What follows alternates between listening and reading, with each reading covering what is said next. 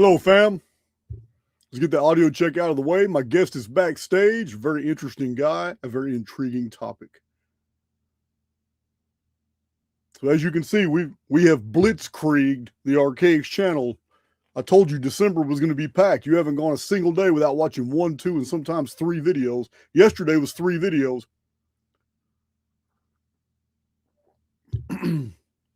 Audio's good? Excellent. Awesome. So Archaix Underground, Cypher, both of them taking off. We are live across the board in the Archaix universe, and we're having a blast. So without further ado, I'm going to have my guest come on in. We can talk about other things some other time, but a unique guy. This is Robert, aka Stinky McDougal, and I'm pretty sure there's a pretty interesting story behind his name. How you doing, Robert? Hey, Jason. Thank you. Welcome. I'm doing great. I appreciate the opportunity to get on tonight and talk. Oh yeah, man. It's anything ancient, all things ancient. We like it. We like in Archaix, especially alternate views. So before we get started, listen, man, you got to tell us where does Stinky McDougal come from? Because it was almost a turnoff in the emails between John and I when we were selecting our guests. And I was like, Stinky McDougal, come on, man, is this a troll? Who is this? Yeah. So back in 2014, I was actually the Libertarian candidate for governor here in Wisconsin. And after the election, I got involved in doing some advocacy work on disclosure of the UFO phenomenon with Steve Bassett of the Paradigm Research Institute. And the party went apoplectic. And so when I started getting on the meetings after being kicked off all the different committees that I had formed and had created and done all this work on, I decided to change my name to Stinky McDougal as a protest to people being such fucking idiots. What more important subject than disclosure of the extraterrestrial phenomenon, the UFO question, could there be politically? There's a famous quote, if it is from Goering, but it's the famous quote to, tell a lie and make it a big lie and tell it over and over and over again, and people will come to believe it. But that lie will then become the mortal enemy of the state. And I hate the state. And so Stinky McDougal is really an affectation of me protesting against the authoritarians of the party, of the Libertarian Party, oddly enough, trying to tell me what I could and I couldn't talk about. And it's Dr. Stinky McDougal because a good friend of mine who assisted in some of my work looked at my total thesis and said, you seem to have understood more about ancient history than most people who have a PhD. And so he granted Stinky McDougal his PhD, making me Dr. Stinky McDougal. Awesome. You got honorary. Cool. Hey, do you have any links? Yeah. My moderators have a habit. No matter who my guest is, they're always posting the links in the live chat, so they will forever be there. Do you have a YouTube channel links? Because none of this was forwarded to me. Yeah, you know what? I'll get that right over to you. I do. My primary work is on my YouTube channel. I made a real early decision that one of the things that I want to make happen with my work is I want my work to be free. I never monetize my material. I want to make sure that it's completely authentic. I don't have advertisers. I don't look for advertising revenue. I want you to know that when you hear my theories and my theses on things, it is not influenced by anyone else. I'm not influenced by trying to get clicks. I'm not influenced by trying to get views. I am influenced by trying to lay down for people as clear and concise a scientific story about our history and about how things came to be where they are as I possibly can. And so my YouTube channel is my first one. You can also follow me on Twitter, on X, at it's actually Burke WI.gov, which is my original handle from when I ran for governor. And you can find me looking up Dr. Stinky McDougal on Twitter. You can also find Dr. Stinky McDougal's lab on Facebook, and all of those are available. So I'll get you those links. You know what? I talked to you. You and I exchanged messages on Twitter in a comment section, didn't we? We did. Yeah, I followed you for a long time. Okay, I do remember. So what do you go by on YouTube? So listen, you're about to get some views. So we need to know the YouTube channel so we can send traffic there. Yep. On the YouTube, it's going to be Dr. Stinky McDougal's lab. I have a separate project that's just my name, but you want Dr. Stinky McDougal's lab, and that's the location for all of my videos and all of my theories. You should look at it like lab work. Some lab work has continued to improve on different ideas. When I first began, one of the ideas that I hadn't quite picked up on was the idea of an expanding Earth. And if you haven't looked into the theory that our crust has expanded, that the planet has gotten larger over the life of its existence, then you're really missing a huge part of that. And I have some slides to talk about that tonight, because the crustal expansion of our planet is key in understanding how you had these absolutely giant dinosaurs, and yet today the biggest thing we have is about a 15,000-pound elephant. And the only way for that to occur is if the gravity of the planet had increased over time. And truth is, there is no such thing as gravity. It's actually a dielectric property. But the idea of gravity, the idea that things became smaller, is evident in the fossils that we find. Absolutely. Right? We find these giant brontosaurus, and when you go, you look at Jurassic World, right? The very first Jurassic Park, and it's beautiful art, but it's complete fantasy. Brontosaurus would collapse in the environment of gravity today. The T-Rex wouldn't be able to walk on Earth with the gravity today. It's too large. Its muscle mass wouldn't allow it to exist. But if you consider it on a smaller planet with a lower, what we would consider gravitational pull, they make perfect sense. Absolutely. Okay. So an expanding Earth is very interesting. I'm a simulationist. So as a simulationist, I already see that the historical record does show that life forms were much larger. And it does show that something happened. Well, we can call them resets, we can call them cataclysms or whatever, that fundamentally changed the environment. So the heaviest of the life forms that were existing back then, they all died out. They weren't able to subsist in the new environment. And this is why we have many amphibians and reptiles. They're all short-legged. They're all close to the ground, like alligators and Komodo dragons. And your center of gravity is very, very low. It's the only reason they survive. But turtles too, low center of gravity. But all those reptiles and amphibians that had long legs and bulky bodies are in the air. Yeah, they're gone. Absolutely gone. They're all gone. And this breaking line, if you will, in our history is really sort of the heart of where my work starts. And so if it's all right, I'm going to pull up a little bit of presentation here that I created to talk about, where this thesis begins, which is what I term, and I think anybody with any, knowledge of what's going on would call the apocalypse. And so this slide that I'm going to start with here is actually the slide of what I call the apocalypse. So there's a research journal called Meteoric and Planetary Science. And back in 2013, they actually wrote a paper called A New Method to Determine the Direction of Impact. And what they were trying to do is they were trying to determine, if a meteor impacted the Earth, what should we be looking at? And it says in the abstract, most impacts occur at an angle with respect to the horizontal plane. Now, this should make perfect sense to every single person that's listening today, because the planet is rotating at over 1,000 miles an hour. Anything that hits the Earth as an impact is going to make its impact along the horizontal plane. It will leave a streak pattern. And one of my, talents, if you will, is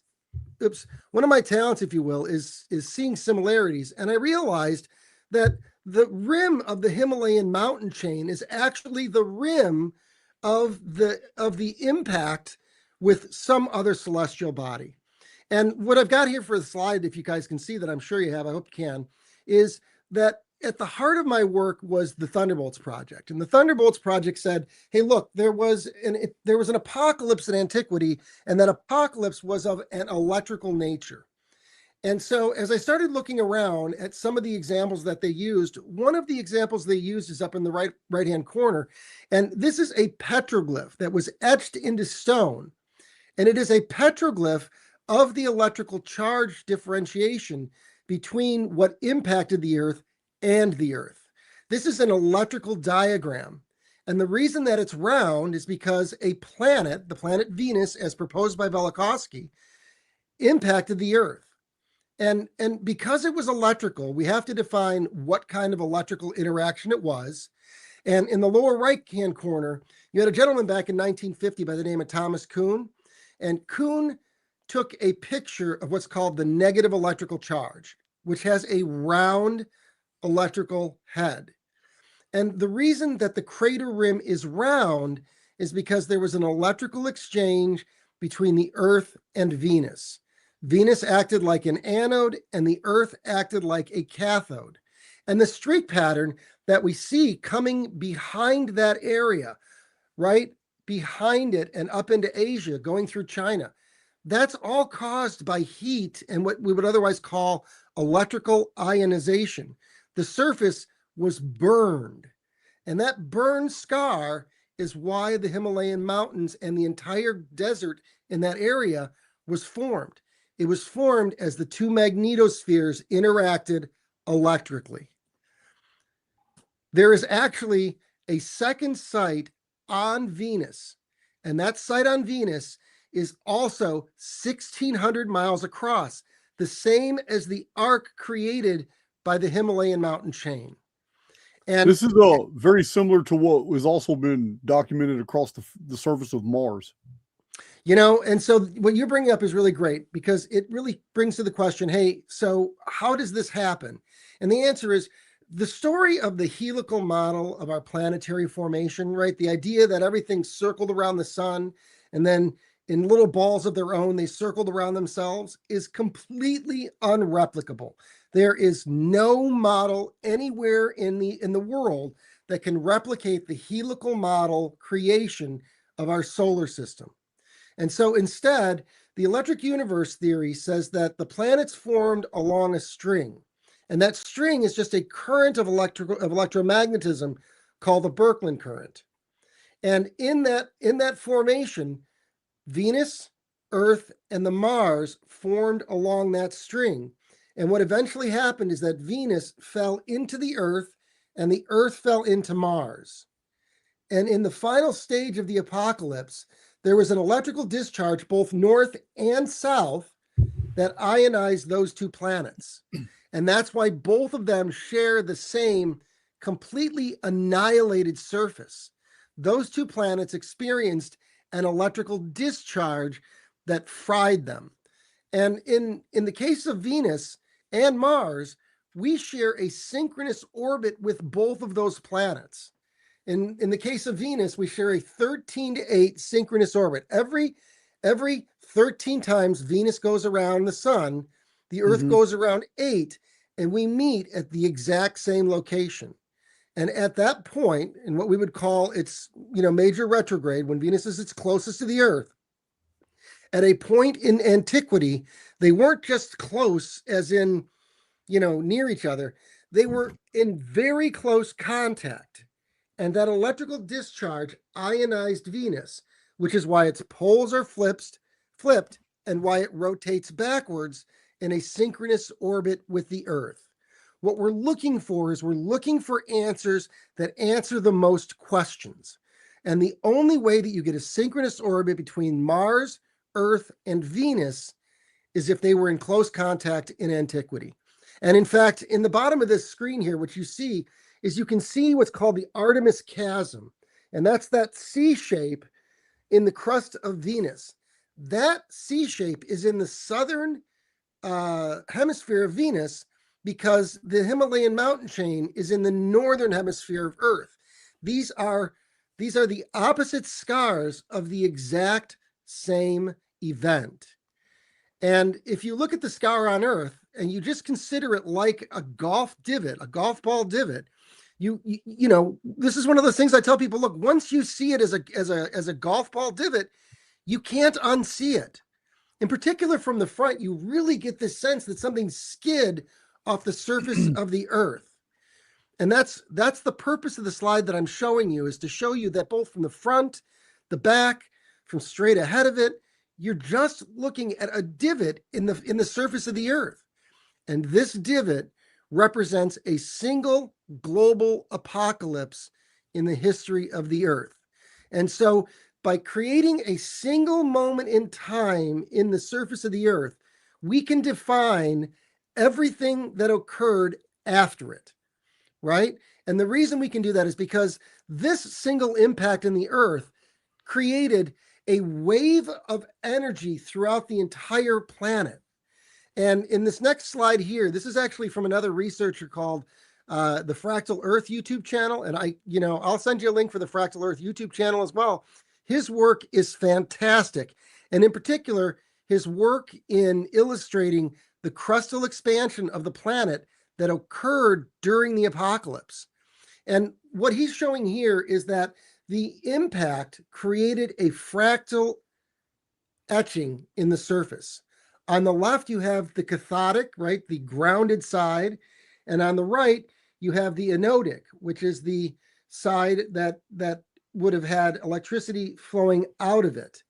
And they're showing the nodes of that electromagnetism created by the Earth's electromagnetic field during the apocalypse, which repelled the planet Venus from actually hitting us. And that repelling is what saved the planet from complete and total annihilation. But in doing so, it took the energy and it stored it in the crust of the planet. And that crustal expansion is what formed the Pacific Ocean, and it's what formed the Indian Ocean. And those were the internal crustal expansions of the planet. Now, I've already talked a little bit about the involvement of Venus and Mars being north and south of us. But, if you squeeze a planet north and south, something's going to come out the side of it. And what came out the side of it was the moon. That's why indigenous cultures say that there was a time when there was no moon, and then there was a time when the moon was created. And the moon is an external crustal expansion that was created in the apocalypse. And we know that because just like Venus, just like Mars, the moon has a perfect synchronous orbit with the Earth. There is an entire side of the planet that we never see. All right, I'm going to swing back here for a minute. I'm going to stop sharing so we can chat about this a little bit because, I've kind of said a lot. You did say a lot. You did say a lot. Yeah, and I'm trying to get my sheets to come in here, and it's just a little difficult. There we go. There we go. All right. Perfect. So when I talk about the heart of my work, when I talk about the heart of, what Dr. Stinky McDougal's work is, I'm really talking about a system of electromagnetism and an event that shaped the entire planet of the Earth. And it shaped it in such a way that you can actually see a crustal change that makes up a circuit. And this circuit is why we can talk about megalithic structures on the planet with a completely different eye, right? And the reason we can do that is because we've talked about historically different presenters that there are ley lines throughout the planet. I'm not talking about ley lines. I am talking about electromagnetic connections across the entire surface of the Earth that still exist today and influence the weather that we experience. And that is really the easiest way for people to understand these megalithic sites, that they exist because of where they are within an electrical circuit on the planet. Okay. So where shall I begin? I'm going to go back to sharing my screen here, and we'll go back over here because this is a really good place to start at this, this segment of it, which is where these come from. So remember, I talked about the fact that the event was electrical in nature. In this screenshot here, one of the first things that I came across was somebody saying, look, our river system, in particular, for example, the Mississippi River and the Mississippi River Basin was formed by an electrical discharge that formed what are called Lichtenberg figures.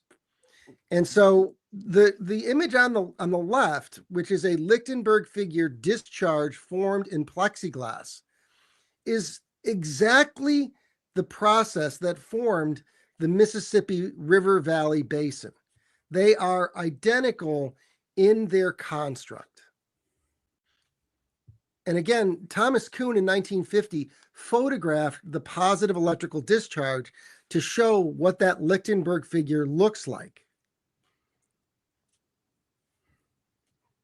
Yeah, the association between moving water and the generation of electricity is a very good one. So it's all. I don't have any point. There's no dispute with that.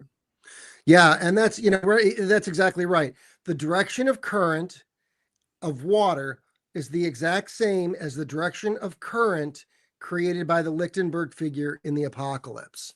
And in this case, we are exactly, if you look at the beginning of the Mississippi River in the middle of Louisiana, we are exactly on the opposite side of the planet from the impact crater. So on one side, you had an incoming positive charge, and on the opposite side of the planet, you had a positive discharge. These are an example of the two polarities of electromagnetism operating in tandem during the apocalypse. Does that make sense? It makes sense in the model. Right. And so this is not the only one. One of the things that I did in my earlier work is that I did an entire series on what I call the global electric circuit. And if you look at Indonesia, for example, Indo is a cognate word in the Proto-Indo-European language to induction. So a bulb of induction formed to the south of the crater, and that bulb of induction is what expanded the Indian Ocean out. But what I've illustrated here is an induction bulb, because an induction bulb is exactly what formed this segment of the crust itself. It was nothing more than an expansion of an electromagnetic field.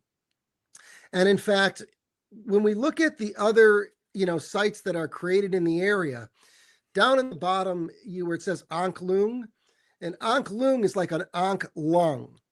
And the lung is what rests beneath Gunung Padang. And Gunung Padang rests precisely at the heart of the induction bulb. And if you know what Gunung Padang means, it is the temple of enlightenment. Why would we not assume that there is a light beneath the temple that is electromagnetically influencing the way it operated? And so when I talk about the apocalypse, understanding the electrical circuit created in the apocalypse as being fundamental to understanding these megalithic sites, Gunung Padang is a perfect example of being located dead center of the two hemispheres. And because it was dead center of the two hemispheres, it gave the people who utilized that temple access to knowledge. It gave them access to the temple of enlightenment.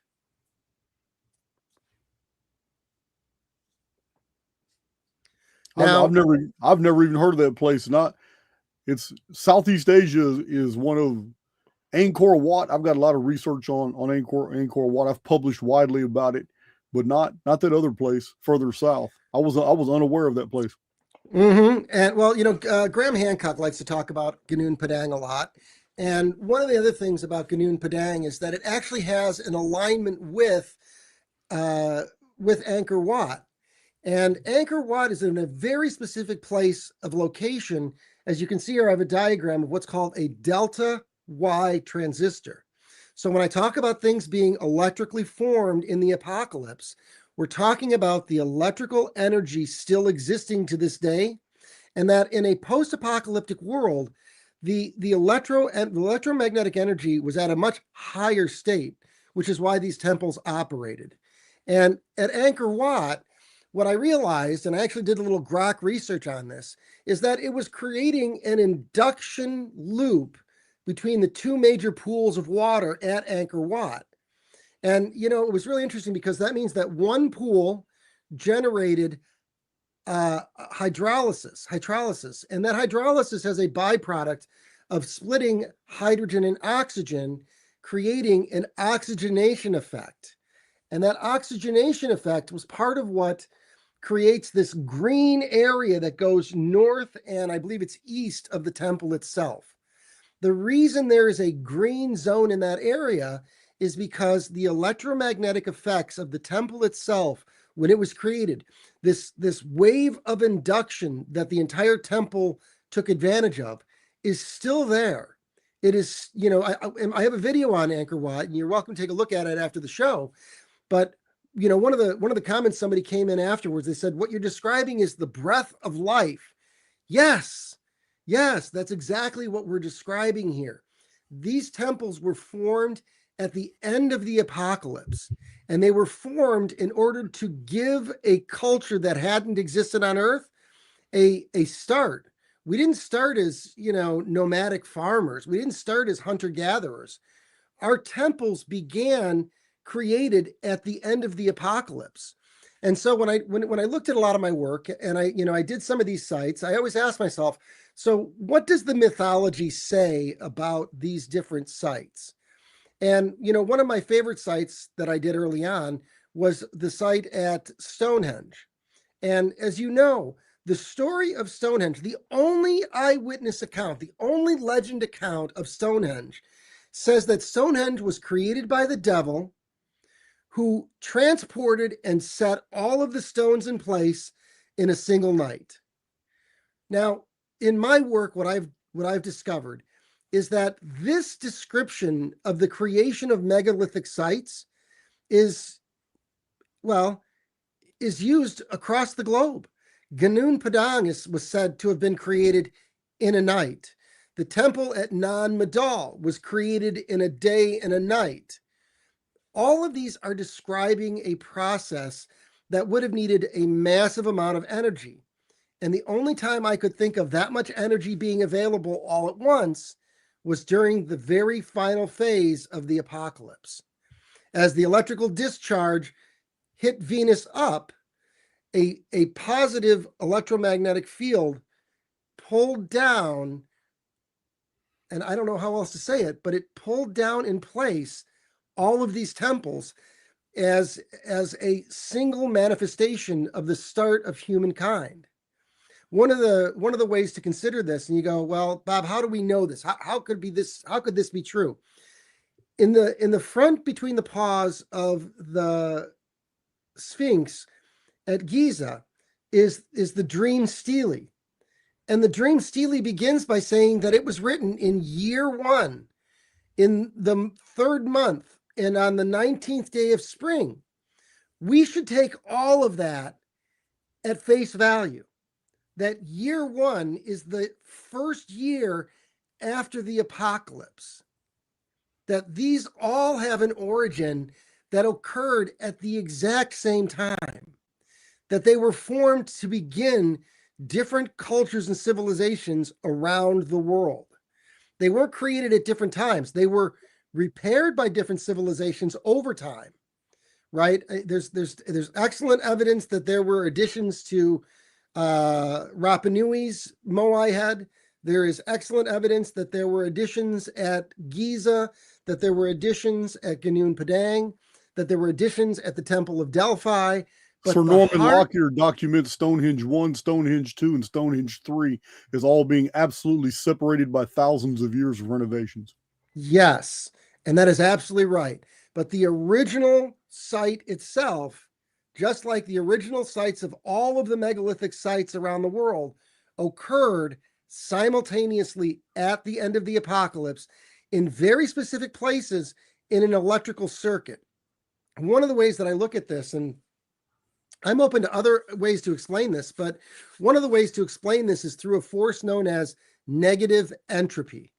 So if the universe itself represents entropy, then there is a force opposite of that of the universe called negative entropy. And that during the very final stage of the apocalypse, negative entropy created these temples as a way to help humanity survive and start its civilization. But because it didn't know any other way to start that civilization except like an electrical circuit, right? When you look at the Forbidden City, for example, in China, it looks like an electrical circuit because that's how it expected culture to operate. like an electrical circuit. Everything had a programmed reason for existence. Everything operated as part of a system like a machine. And it is from that machine that we have progressed over the last several thousand years. Another one of my examples of this electrical creation and such has to do with the Sphinx. And I did a piece on the Sphinx that I've cut this from. This is an original picture of the Sphinx itself when it was first found prior to its excavations. It's very important to note that the head of the Sphinx was black. And that's because the Sphinx is an example of the machine of the pyramids breaking down at the very end. It is an example of the head overloading, and that overloading process discharged the nose off of the Sphinx, and not just off the nose of the Sphinx. It is my sense that there was an electromagnetic connection to all of the different sites within Egypt. And it wasn't that the noses of the pharaohs were just broken off out of spite. They were all part of a machine that discharged, and the nose was part of an electrical circuit that discharged off. It is the only way to explain the symmetry of the discharge. And one of the ways that we can note that there was electromagnetism on the Sphinx is this picture of the Sphinx's chest right after it was excavated. And, we know that the ground itself was formed by limestone, and that really isn't how the ground formed. The ground was originally formed in layers of mud and a clay, and that's why it lays relatively flat. That's how it was laid down by the formation of creation. And in the apocalypse, the electromagnetic pulse hardened the entire crust of the earth. This is why your limestone has all of these flat striations in it. These are different layers of clay that, like a pot, were baked into place. But it was the electromagnetism that was flowing through the Sphinx that formed these vertical lines that you see on the right side of the chest. And it is the two hemispheres, like you saw in the bulb around Gunung Padang. These are the two bulbs of electromagnetism around the Sphinx. And because we're looking at electromagnetism, it occurred to me that what the Sphinx really represented was what's known as a gliding arc reactor. And when you look at it from the gliding arc reactor, then this hole they find on the top of the Sphinx is actually just it's just a stovetop. It's just a pipe where gases were released from this gliding arc reactor. It's serving the same function as the shafts coming off the Queen's chamber and the King's chamber. Exactly what it was. It's like a release pressure valve. And I'm a fan of the Land of Chem's theory that these were forming and creating fertilizer. But his theory is that this was being struck by, massive arcs of lightning. That's too much energy all at once for anything useful to occur. If that occurs, we know that when lightning strikes the ground, it leaves massive holes. This was utilizing a low level of non-thermal plasma. And when it did that, it actually created the separation of water into its two primary elements of hydrogen and oxygen. And the reason that we haven't discovered what the use of the pyramids were is because hydrogen and oxygen don't leave any signs. They don't leave any chemical trace. There's no crust on the material because hydrogen doesn't do that. It doesn't leave a chemical signature. And so when you look at it from a gliding arc reactors operate at just about room temperature. They operate around 85, 90, 95 degrees. They don't require high temperatures. What they required an electromagnetic connection, and that electromagnetic connection was with the sun. And that connection off of the electromagnetism of the Sphinx is what created the electrical sputtering around the Sphinx. And so I know that you and others have theorized that there is water erosion in the walls around the Sphinx. But the thing is, there's no water erosion on the surface around the Sphinx. It's only inside of that box. And that's because the electrical sputtering of the Sphinx was contained within that area. And in order for the Sphinx to continue to operate, it had to be rebuilt over time, which was why you had the bricks relaid over the paws and relayed over the structure over time, was in order for it to continue to operate as a grounding magnet in a gliding arc reactor. Right. Well, you do. Hey, well, I just got to interject. Yeah. And then you can continue on. I have many things to say about many things that you've shown, but one thing I have to correct you on right here is, there is no association between the research of myself and Graham Hancock, Robert Schoch, Robert Bauval. I'm trying to get any of those men to debate. That says the water damage to the Sphinx has nothing to do with rainfall. I've covered this in multiple presentations, so I'm in agreement with you. But the comment you made kind of put me in the same boat as them, and I need you to know that I'm very, very different. Very good. Yeah, and that's good to know. And because I'm not discounting whether or not water existed inside of the box or not. My notation is that if you look at, the experiments done by, there's a gentleman by the name of Billy Yelverton, and you can look up Billy Yelverton's YouTube channel. And Billy Yelverton, who's this image that I have here, Billy Yelverton shows how an electromagnetic current will create sputtering in the sand below. And that electrical sputtering is what creates the etching within the walls. It looks like water etching, but that's because electrical sputtering has very much the same shape as water, because water itself really erodes like an electrical current. Current is current, whether it's water or electricity.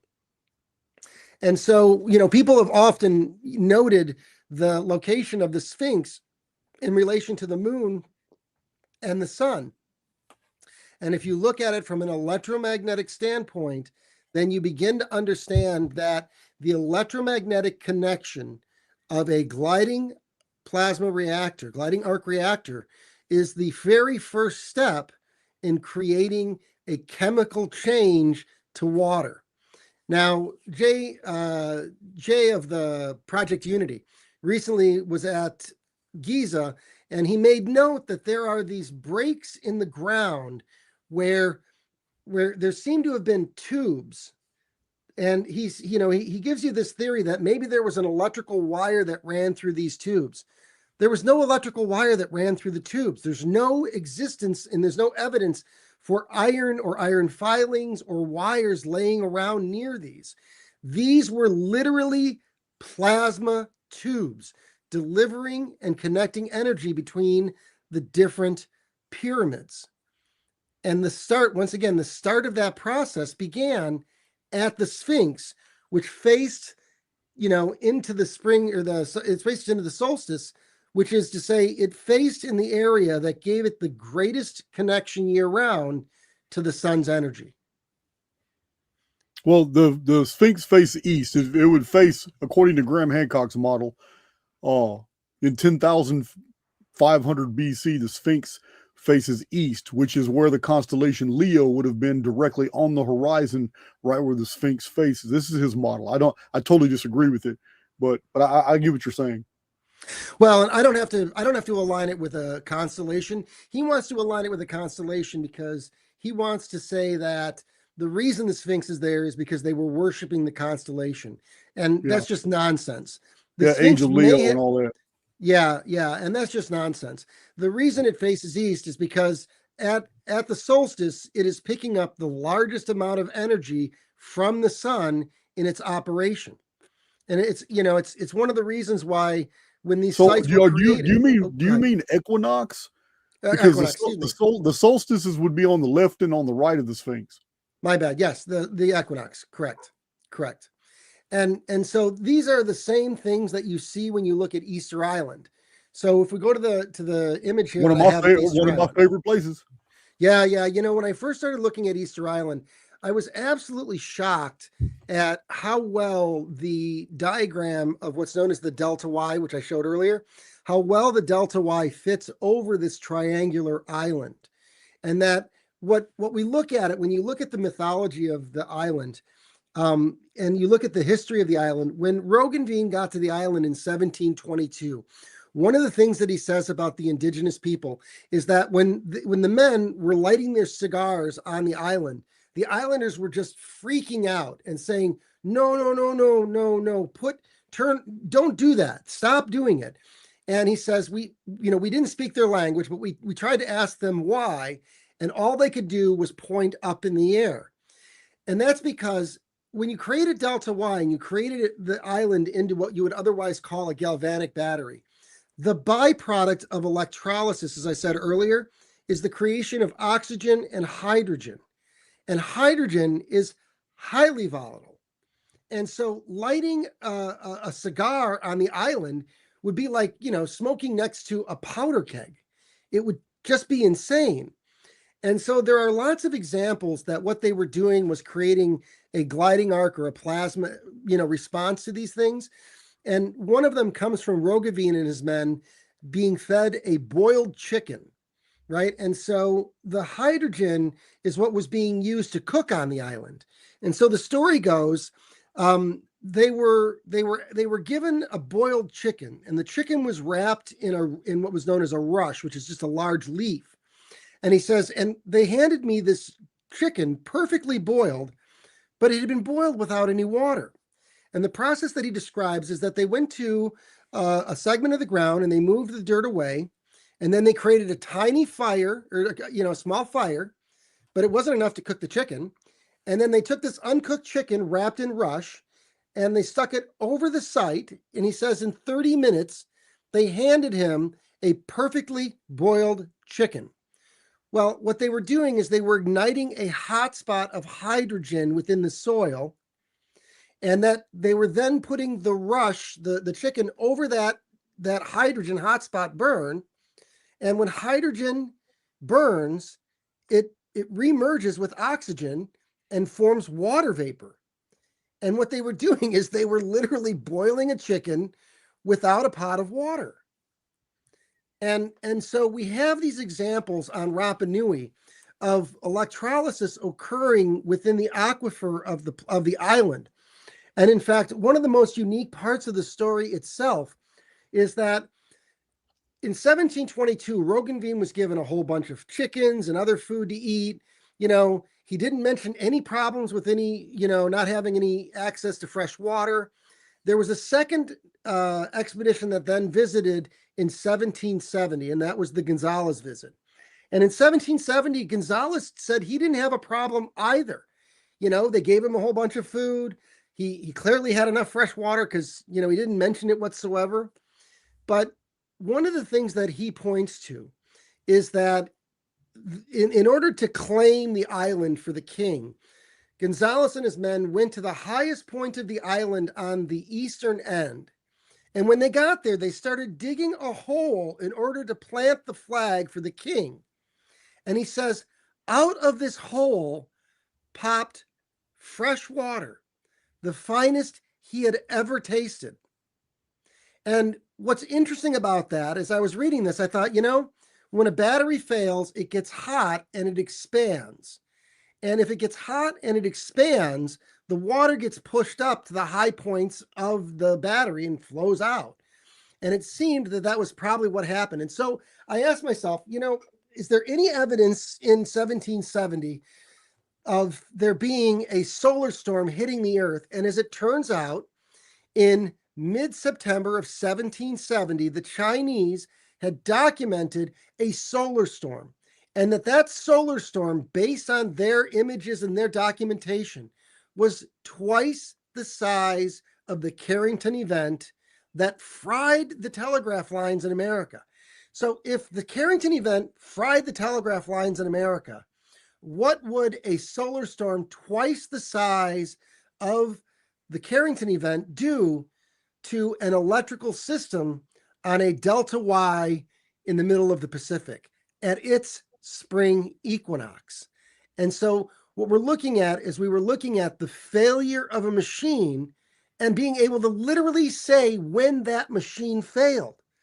And I believe I'd have to look back again, but I want to say it's like September 17th would have been the peak impact on the Earth. And And what's amazing is that there was a researcher in the early 20th century, right about 1916, 1917. A lady and her husband went there, Catherine Rutledge. And Catherine Rutledge captured a story about one of the Moai. And the story, she says, is that, look, it's difficult to understand any of their mythology because it doesn't make any sense, she says. But they don't tell a story of any Moai that's any different from any other Moai, except this one very specific Moai that, and this is in her words, looks like it melted down. And so the story that they tell on Rapa Nui is the story of the battery, is the story of the Delta Y failing. And it's, it starts with, there was an old man who came to Hangaroa.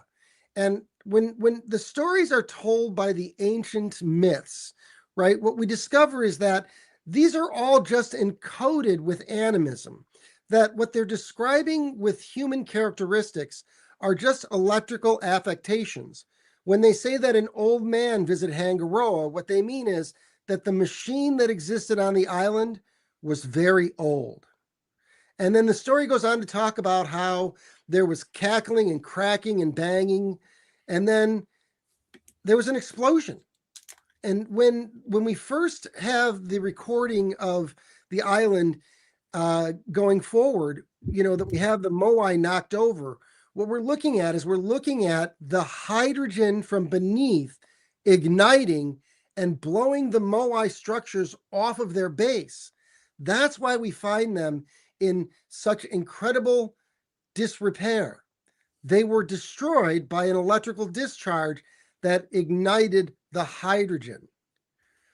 And so if we look at all of these sites as nothing more than an electrical engine, even a site like Stonehenge can be understood as an amplifier, that they were using it in order to prophesy. They were using it in order to access information and knowledge. And they were doing that on certain days of the year where they could create focalized streams of electrons. And those focalized streams of electrons gave them access to what we might otherwise call the Akashic record. All of these sites had some degree of function like that gave them access to knowledge and information about how to operate and how to keep these machines. And because the machine broke, because the machine no longer operated, the only thing that remained were the mythologies of what they used to do and how they used to operate and how they were created. And that's where we find ourselves at today. We find ourselves lost, not understanding the nature of these sites because we don't take the mythology at face value. And my work is simply asking us to take this work at face value. And if we do that, we discover that we have a very different viewpoint of our history. There we go. I concur. History is a very big place. And you're not going to oversimplify and cover everything in one presentation. It's just not going to happen. No. No. And so there are 4 times in the historical record where we have electrical discharges between our world and something in the sky that was recorded in the historical record. So I don't know if you're familiar with those, but this flux tube phenomenon of the electromagnetic discharge and the exchange of energy between 2 magnetic fields is something that we have documented.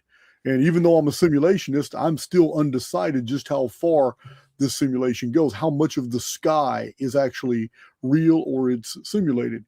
And I am also cognizant that you're very unfamiliar with the depth of my research and my published materials, because this electrical phenomenon is not a mystery to me at all. As a matter of fact, you're describing a world where this electrical infrastructure would have been at its prime, and it's during a vapor canopy cycle. And during a vapor canopy cycle, we had a mesosphere that had 2-mile high thickness of just water droplets suspended in the upper atmosphere.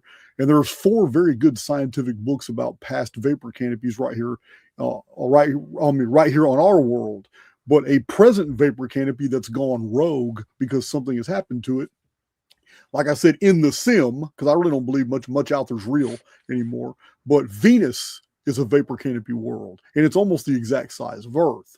So this, you're familiar with 1994 when Comet Swift-Tuttle was passing too close to Jupiter, and Jupiter drew it in. And when it drew it in, the comet was hit with a flux tube.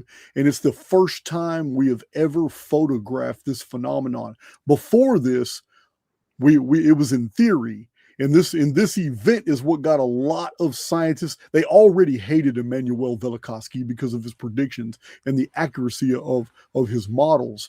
But in 1994, when that flux tube discharge of electricity left the magnetosphere of Jupiter and hit that comet exploded into 21 pieces, and we filmed the whole thing, and all 21 pieces slammed into the surface of Jupiter and created storms larger than our world, according to the model, the one that NASA has presented to us.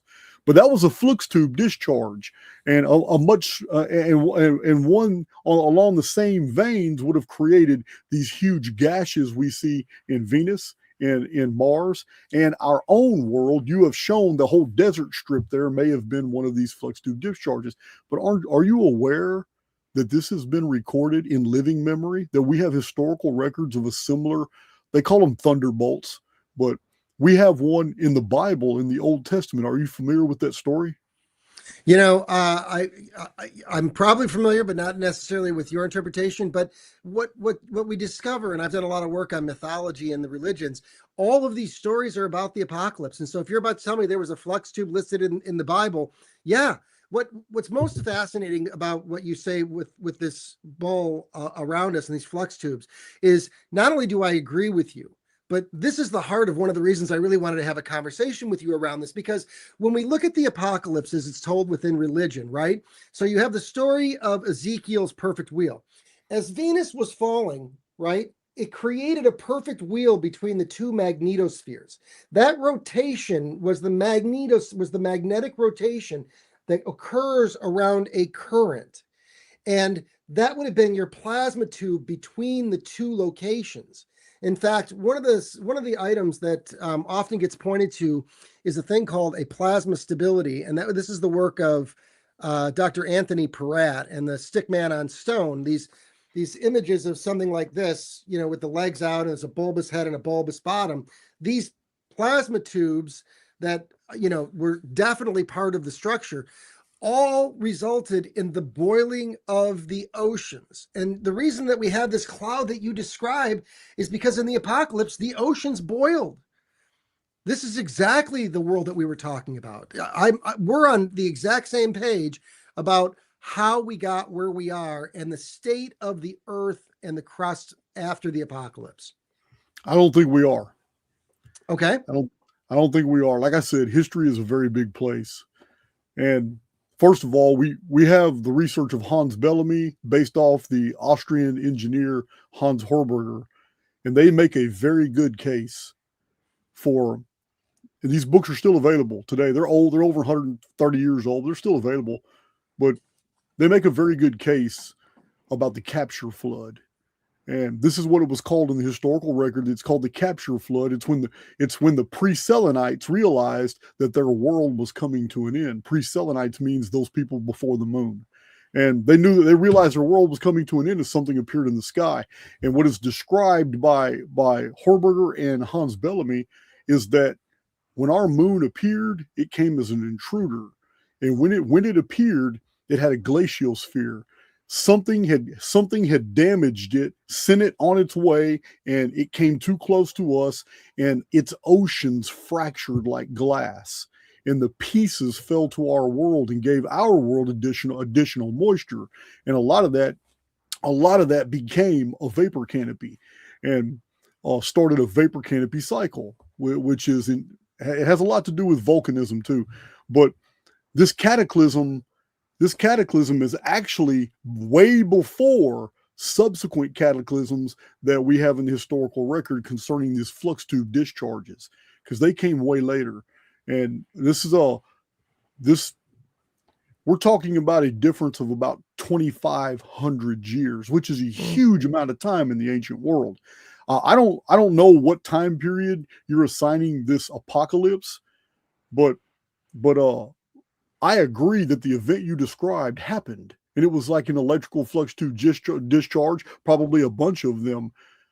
But I can't discount what happened in the 7th century BC, nor can I ignore the 17th century BC, back-to-back cataclysms that literally sent the human race back to year one both times. And the Horberger and the Bellamy event, which was called the capture flood, when the moon was captured and basically kept in a dead orbit where it doesn't spin, it doesn't do anything, it's in a dead fixed orbit around our world because it lost its oceans. It lost its oceans when they quick frozen as a glaciosphere and then fragmented and spent a couple of years falling to the earth, adding to the earth's atmospheric moisture over a period of time that created a vapor canopy. So during this storm period, it's like an apocalypse. It lasted for a long time, but this is when there was mass extinctions, all kinds of die-outs. But that was only at the most.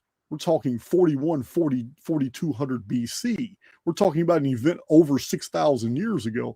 So I have a lot of criticisms for the whole ancient apocalypse scenario that pushes things to the Younger Dryas impact theory about a rock falling from space and the ice age and all that, and where the moisture comes from. Because on my own channel, I try to explain to people, listen, these ice age, these maps that we have from 550 years ago that show an ice-free Antarctica are not evidence that support Graham Hancock's thesis at all. It's just the opposite. It's showing that recently, very recently, there was no ice caps on Antarctica, and mariners were able to map the tributaries, the valleys. They were able to go inland and provide all these maps.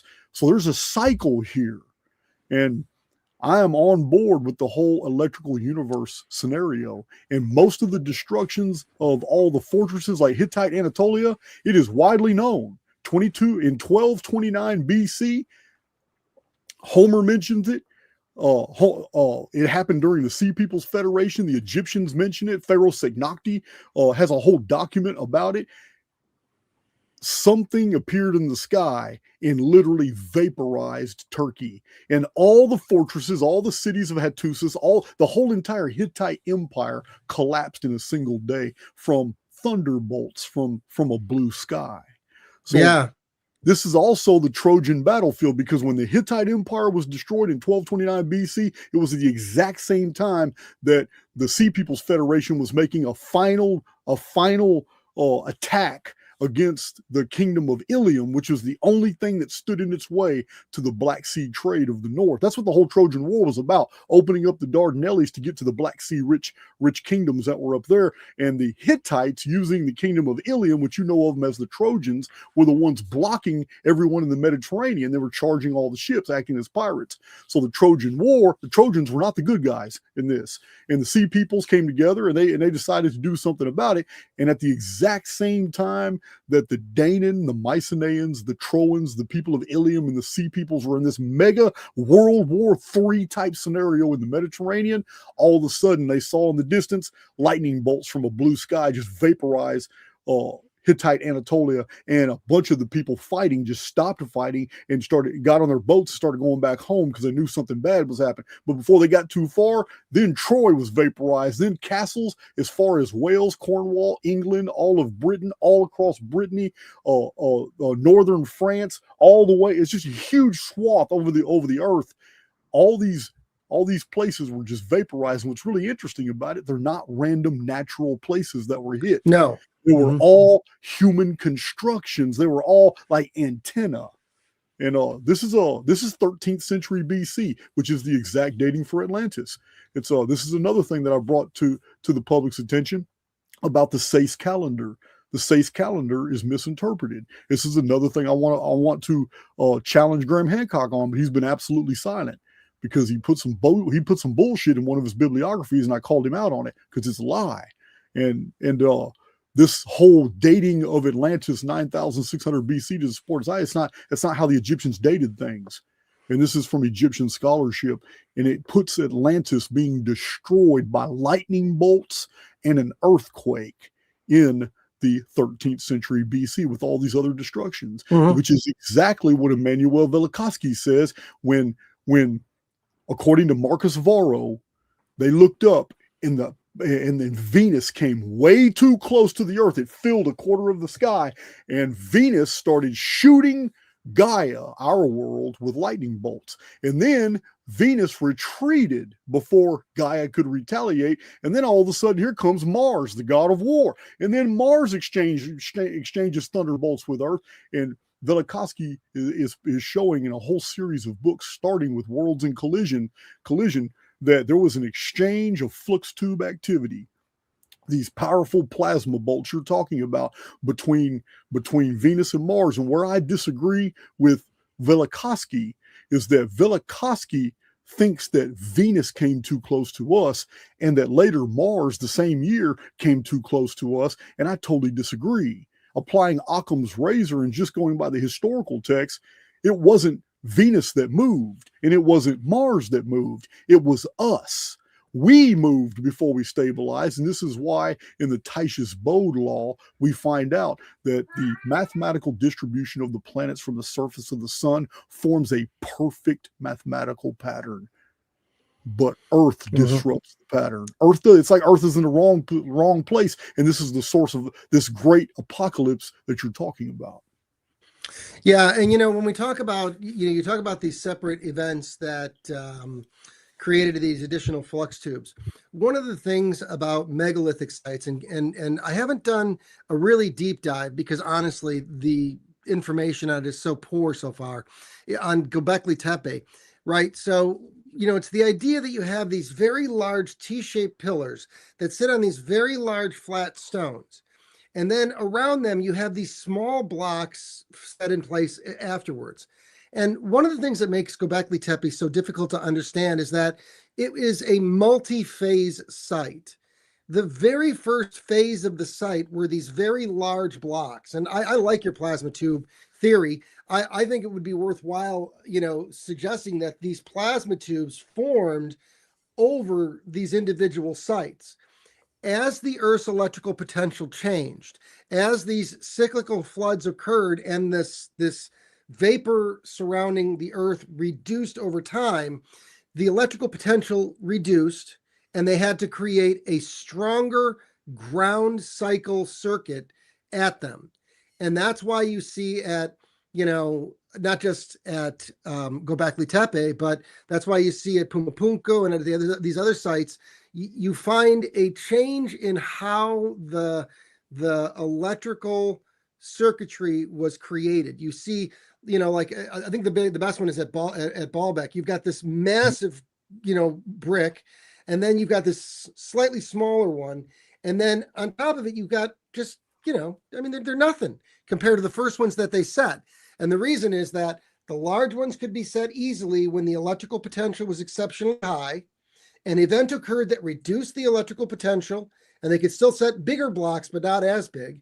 And after another event, you had this next smaller set of blocks, and each of them becomes more difficult to move as the electromagnetic power available to them decreased. And so you have multiple phases as each of these machines broke down over time. And I think that you're probably, very much onto something by identifying these moments within the construct of our time frames where we can say definitively culture hit a stumbling block. Something happened that changed the knowledge, information, and design of that culture. And and so these are. So I'd like to bring something to your attention. So yeah. In the Archaix model of the historical record, I just want to correct you on your idea of what I'm talking about on the vapor canopy. Vapor canopies don't go away slowly. They build slowly. They build slowly, but they end in a single day. And this is attached to the traditions of when the day the sky fell. You can call them great floods because when a huge amount of moisture that's suspended in the sky, something causes it to fall. It falls as torrential rain. And it may rain for 3 or 4 weeks and then it's gone. And the mesosphere is now empty, and it changes the electrical properties of the sky and everything. But I just want to let you know that the vapor canopies take a while to build, like months and years. But when they collapse, it is instant, and it always results in flooding. Does the whole world flood? No. Is there flooding all over the world? Yes. Big difference. Big difference. Now, the other thing I want to draw to your attention is that you mentioned Göbekli Tepe. So I'm going to add detail that you probably don't know about Göbekli Tepe that adds credence to your theory here. I've done a lot of digging on this because it's always bothered me. It's always bothered me about the chronology, and I've been telling my own community for about 2.5 years. Y'all just be patient. They're going to keep excavating, and they're going to keep excavating, and I promise you, they're going to find that they have misdated these Tepe sites, and they're already finding that they've misdated the Huyuk sites, which are local. So, and over, they keep finding new things. Like last week or so, they found a new seal that's got some writing on it. Well, that right there changes the date automatically. So they got some powwows they're gonna have to be doing pretty soon. But that has nothing to do with what I'm about to tell you. What I'm about to tell you is that if you were to really just study Göbekli Tepe, you will see that it only has parallels at Mohenjo-Daro. In North America, it has several parallels. In the Pueblo communities, the type and style of architecture is very reminiscent of ancient Elamite, Persian, Mohenjo-Daran, Pakistani, Indian baths. It has the type of architecture shows that whatever was being done at Göbekli Tepe, it was being done from the surface around the sink areas. The sink areas contained water. And this is why the pillars have 3D effects, because looking underwater would have made them look alive. They're moving.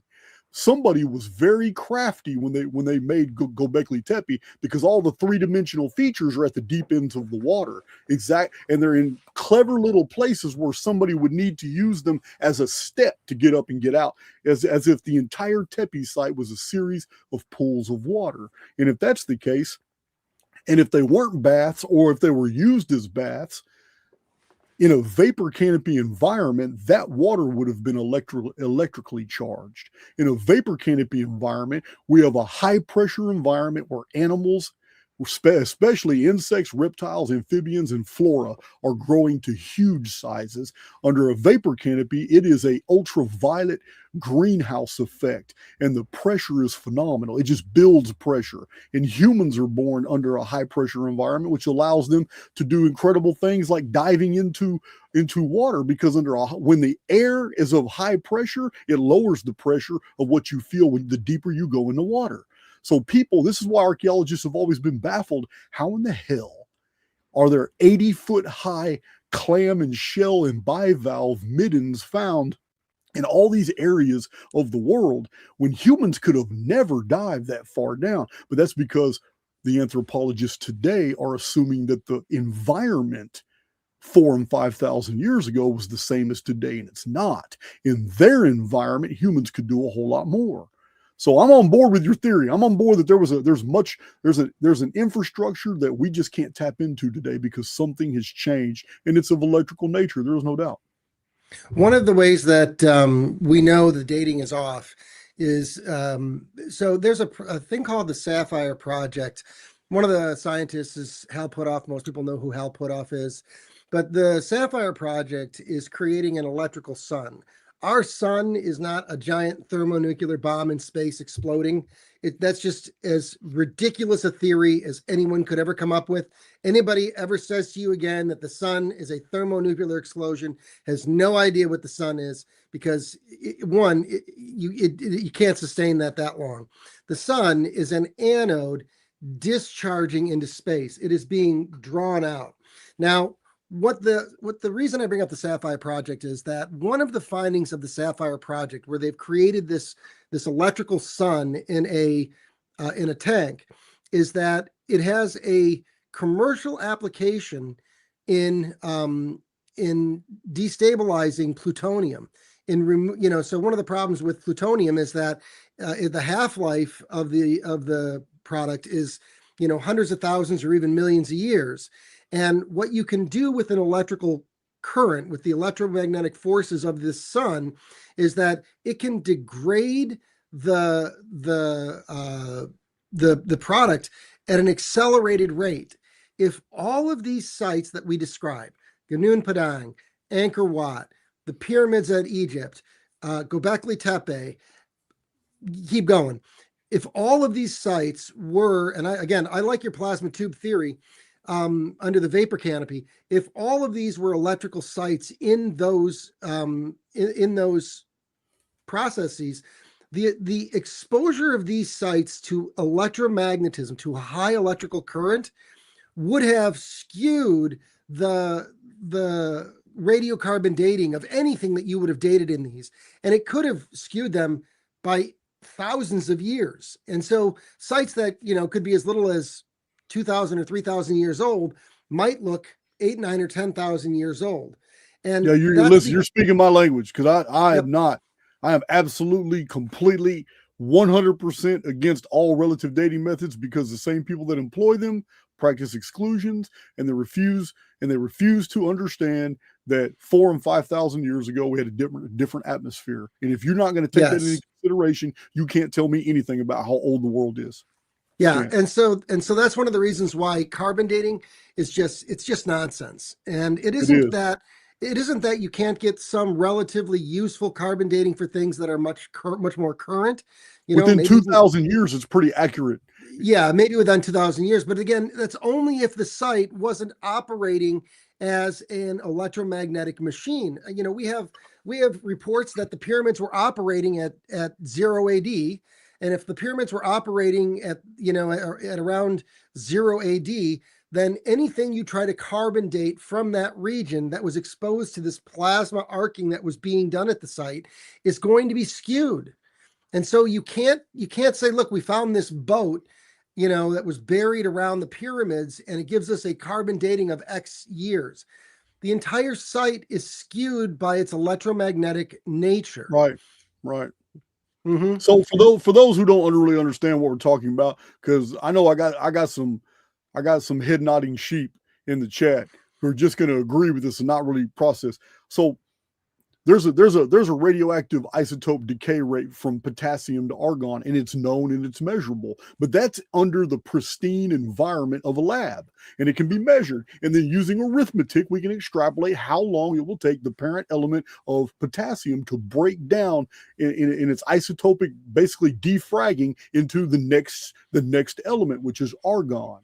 So this model is how they date things, but what they don't take into consideration is that what he's talking about, anytime there's a plasma event, or anytime there's electricity, an increase of energy, be it electrical, be it gamma ray, saturation from the atmosphere, whatever, it will always accelerate the breakdown from the parent to the daughter. And without taking that in consideration, your test results are going to be skewed.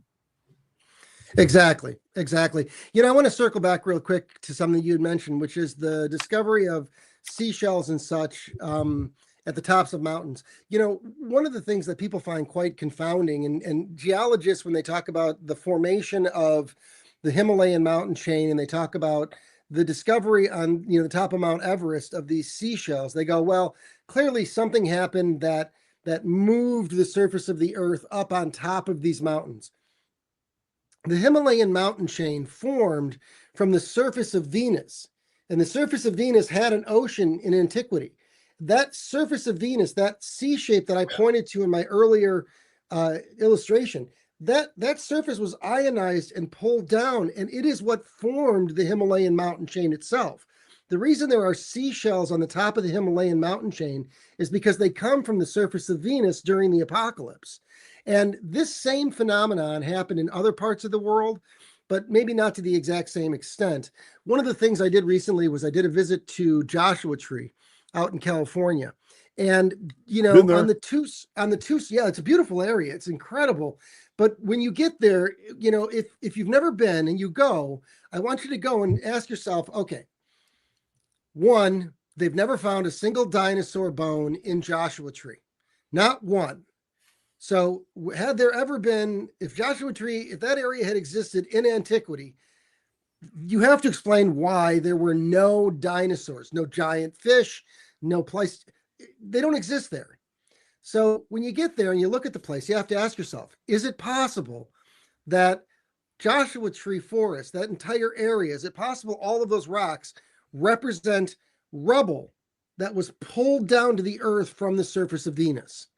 And if we look at the mythology of Venus itself, and we look at the mythology told in Greek mythology in particular, it says that Athena wears the skin of her victims. She wears them on, you know, and so what it's describing is it's describing that the surface of Venus was pulled down onto the surface of the earth. And in fact, one of the only ways that you could make an expansion of the Pacific Ocean work is if you had some other source for the ground itself. And so it's my theory, and you know, these theories should be questioned, they should be, you know, considered, but they should be tested. But it's my theory that the surface of the Pacific Ocean is formed from the surface of Venus. And that's why it formed in these very specific plates, like pouring mud and it cracking as it stabilized during the apocalypse. In fact, one of the things that's really unique about the Pacific Ocean is that there is a series of islands in the Pacific in the shape of a triangle. And that triangle is called the Polynesian Triangle. And one of my favorite discoveries in the mythology itself isn't just the mythology, it isn't just that mythology itself talks about the apocalypse, right? You have Archimedes, and Archimedes says, "Give me a fulcrum and a lever long enough, and I shall move the world." We assume that it means Earth. He never said Earth. He's talking about those islands forming an electromagnetic base in the shape of a fulcrum, and that fulcrum is what lifted Venus off the top of the Earth. It's an encoding of the story. So I got to stop you right here. This, from just a purely Newtonian standpoint, I listened to what you said earlier about planets and all that. So your idea about our world and its relationship to the world of Venus and the world of Mars is very different than the standard uniformitarian vantage point of the sun being in the center and planets being balls going around them. So your model is totally different. I'm understanding that. Okay, yes. It's going to have to be totally different. So the current helical model is completely unreplicable. Yes, it doesn't work. I agree 100%. It doesn't work. So we have all this activity on the ecliptic. That's where all the planets move. That's where the moon is. That's where most comet activity is. So we have all this. So in the model that you're describing, how would you explain like the research of Immanuel Velikovsky? Have you read Velikovsky? So how would you explain that all these traditions talking about Venus literally almost touched us or did touch us and then went away, and then Mars almost touched us, and then after that the world has never been the same, and for about a 20-year period, Velikovsky is very clear, for over a 20-year period, the Babylonians, the ancient Persians, the Egyptians, Greeks, Romans, everybody was trying to figure out how exactly long two things were. One, the moon changed its behavior, and now we had a different lunar cycle than before because of this event.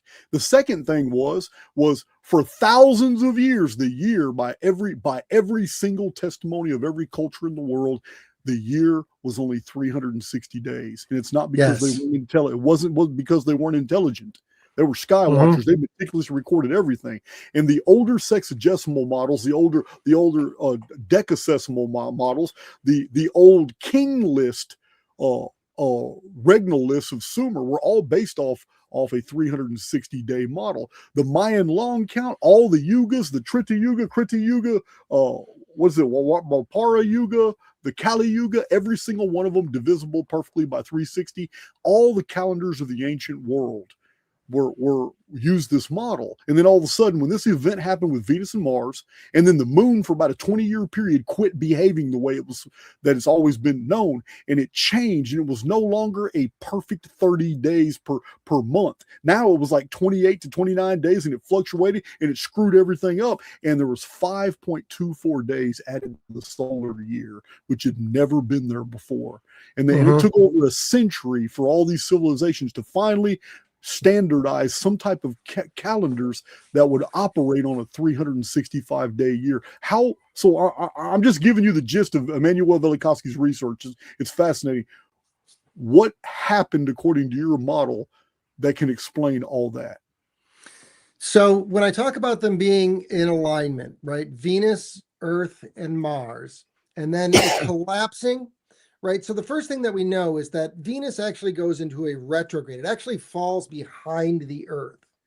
And when we describe what happens next, we can describe it best as an unfolding of a Fibonacci sequence. 1, 2, 3, 5. On the third day, the sun rose. And then a change occurred in the next Fibonacci sequence as the planets dropped into the next phase of their distance that still maintained the harmony of their synchronous orbits. But in dropping in, they created a slowing down of each other in order to hold their positions with each other. So one of the researchers in the electric universe theory is a gentleman by the name of Andy Hall. And I'm just a huge fan of Andy Hall. Listen to everything that he says. The man is just absolutely brilliant. And one of the things that Andy talks about is he talks about how electricity will create electretes, and the electrete is what our planet really is. It's a type of a ball lightning, if you will. And at the center of the ball is the core, which is electromagnetic, and then over time it became surrounded by more and more dirt. And there's actually, and I talk about this in several of my videos, there is a Ute Native American story on the creation of the earth. And in that story, it says that God was lonely, and so he wanted a friend, and that over one shoulder through the hole, he throws earth, and over the other shoulder, he throws water. And he says he did this for a very long time, so until the earth got bigger and bigger and bigger and bigger. What he's describing is that there was an electrete that drew soil and water to it over time, causing it to grow. That happened to both Venus and Mars at the same time as the Earth. But over time, Venus became bigger than the Earth, and it fell into the Earth. And in mythology, the story is told that Poseidon raped Venus, raped Aphrodite. And that's the creation of the story of Medusa. And then Medusa becomes this creature who attacks. These mythologies are just describing, if you want to understand all of the Greek mythologies, you just have to assign electrical affectations to them. So if you begin with Zeus being a Z pinch, right? A Z pinch, it is said that Athena was born from the forehead of Zeus. And so a Z pinch occurred. And that Z pinch, the energy that was formed a core to our planet that was brass. Athena carries a brass shield. In the mythology, Hephaestus, which is a buildup of electromagnetic pressure, it festered. It said that he strikes Zeus in the forehead, and out pops Athena, fully armored and fully grown. That isn't to say that the planet formed fully armored and fully grown. It's to say that our planet's core came out fully created and fully formed, and that from there, Gaia began forming around Athena. And so in the mythology, Athena is actually born, if you look, this is in the Hindu mythology, Athena is actually born with Mars. Mars in the mythology is known by a couple of different names. One is Pemba. One is oh gosh, I did a video on this, but there's another one where it's talking about Mars is Aries, Merodach, Marduk, yep. Amarudak. He's got, Yeah. Mars has lots of names. And it's said that Mars is born with the uterus attached and falls. And so that same idea is captured in Greek mythology in that Zeus is, severs the testicles of his father Kronos. Those testicles are Earth and Mars. Now, at a certain point in electromagnetism, Mars stops falling, turns around, and hits the Earth. In mythology, it says that Mars had an incestuous relationship with Athena. When it did this, it popped a coronal charge out the north side of our planet, and it's recorded in the mythology as a she-Zeus, a female Zeus, a negative Zeus. And that's why Aphrodite is standing in a clamshell. That's why Aphrodite's mother is Gaia. She forms a clay magnet. I forget what they're called now, but there's a type of magnet that can be formed in this type of coronal charging. And that's what formed the core inside of Venus. And so that's how you have Mars, Earth, and Venus formed together along this core of plasma. And then from one side, probably the north, you had material coming out. And in the very north was the formation of the sun. But our first sun was Saturn. Saturn formed below. And in the mythology, it's called our first sun. It's why the Greeks and the Romans celebrated Saturnalia. They celebrated Saturn, our first sun. The first sun died. It rose, and on the third day, the sun was reborn. And this is where you get into your New Testament being an affectation of creation. But it is that third day that creates the new movement within the planets. And then the first big movement into where the planets are today created those 5 additional days of electromagnetism stretching us into a circuit that we now rotate in a synchronous orbit. So that's how you get from 1, 2, 3, and 5 through the Fibonacci sequence. All of these explanations are just electrical definitions of very real processes that, I don't have a lab to do the kind of science it requires to do these things, but I feel very confident that if the helical model was, believed by people for a long time, it's time for us to look at a new model. The one that makes sense is that all of the planets formed along a string, and that string collapsed and formed the helical model we see today. And that's actually the theory of a gentleman by the name of Troy McLaughlin and his Saturn death cult theory. And, there are lots of other people within this. And to answer your question earlier, I've never read Velikovsky. I entered this question through the Thunderbolts Project and their documentaries. And what struck me was, and I can't remember where I found this reference, but in one of the references in the Thunderbolts, they say Venus and Earth have a synchronous orbit, and the only way for that to have occurred is if they were in close contact in antiquity. And I went, oh, really? Okay, well, if they were in close contact in antiquity, then there has to have been some evidence for this. And so I'll do my own research, and I'll see if I find any evidence whatsoever that the Earth and Venus came in close contact. And I was rolling around on Google Earth, and you can go look at these things. In the middle of Lake Michigan, there is a giant circle. And I was like, wow, well, that's interesting. And then I kept looking around. And, my super talent, if you will, is seeing similarities. And I'm turning Google Earth, and I suddenly look at this giant gash in the side of the Earth that looks exactly like a golf divot. And I golfed for several decades. And I went, oh my God, this is the impact crater of Venus and the Earth. This is the site where the apocalypse occurred. And so once I had established where the interaction between Venus and the Earth occurred, I started looking east, and I started looking west, and I started looking north, and I started looking south. And you begin to see a pattern emerge. And that pattern was electrical. And then, after that, I began attracting people. How do you reconcile assuming, okay, let's assume arguendo Venus made contact with Earth. It is about 95% its mass. So it's almost the size of Earth, according to the NASA model that we've been given. Well, if it was to even come into close proximity within three diameters of Earth, it would have ended all life on Earth. So for it to have touched the surface of our world, how was there not a breach in the atmosphere and everything sucked out into space according to the model? How did anybody even survive such a thing to even later explain it in such primitive forms as we've received through the Greeks?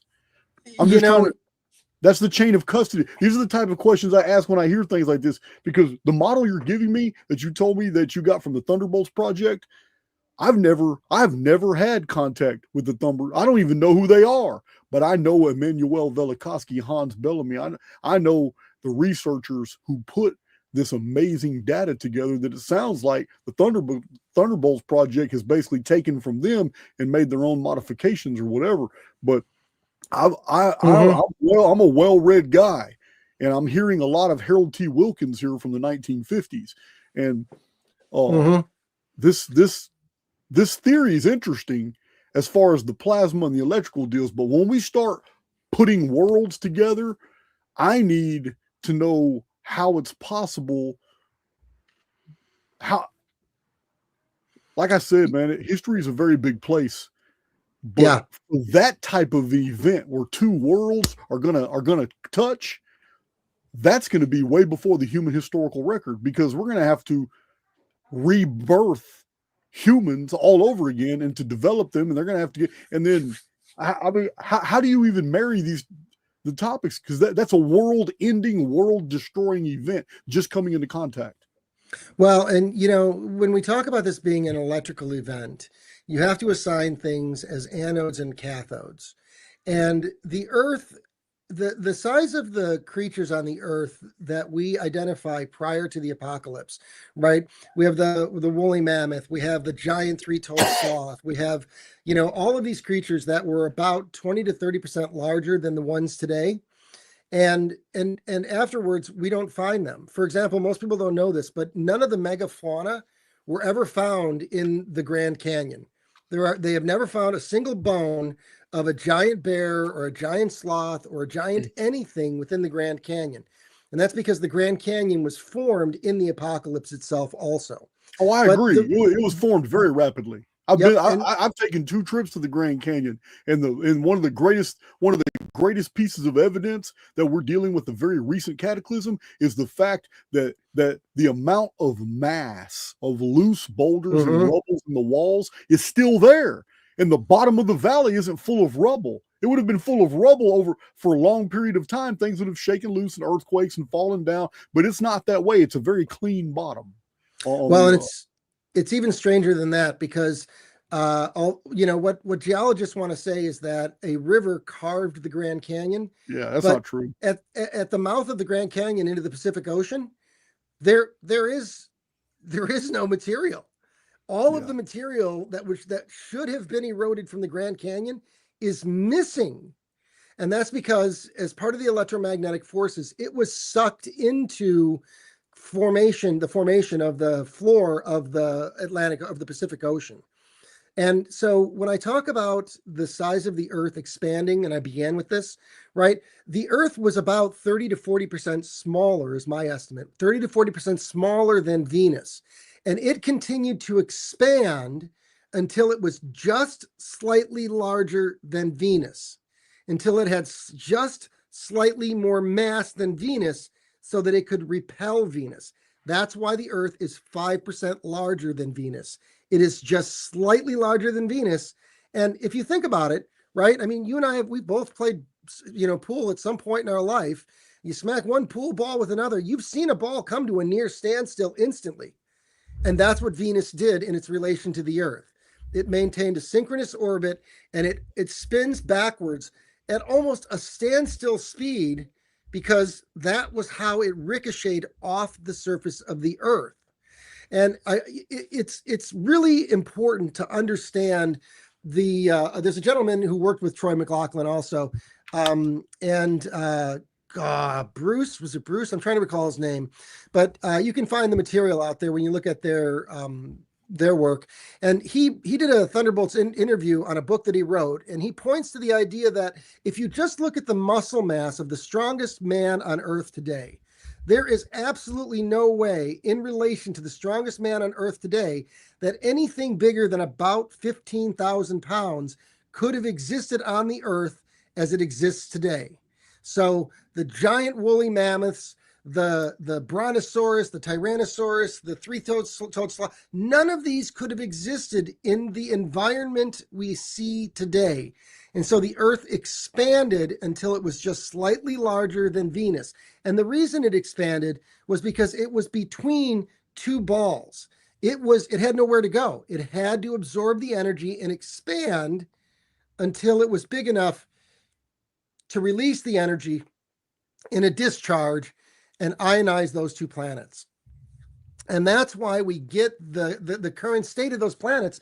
Look, Venus and Mars are both, they're remnants of a destroyed planet. They are absolutely destroyed. And they were destroyed by an electrical discharge that came from the Earth, north and south. And that's why Zeus holds the thunderbolt like this. The thunderbolt hit one way and the other. And in mythology, the story of Mars is the story of Achilles. So one of the strangest stories in my research, I was doing a video on Mars and on the origin and the nature of Mars. You dissect the name. What does Mangal mean, which is the Hindu mythology name for it, and things like that. And I was at a concert during the month of March, which is named after Mars. And I was at a concert for this beautiful, wonderful musical group called Bulk and Bump. And they stopped halfway through the show and they said, "Hey, we want to wish happy birthday to the sitar player. His name was Maz." And I went, Maz, Mars. Boy, those are awfully close. So, it was a type of venue where I could actually talk to him after the concert.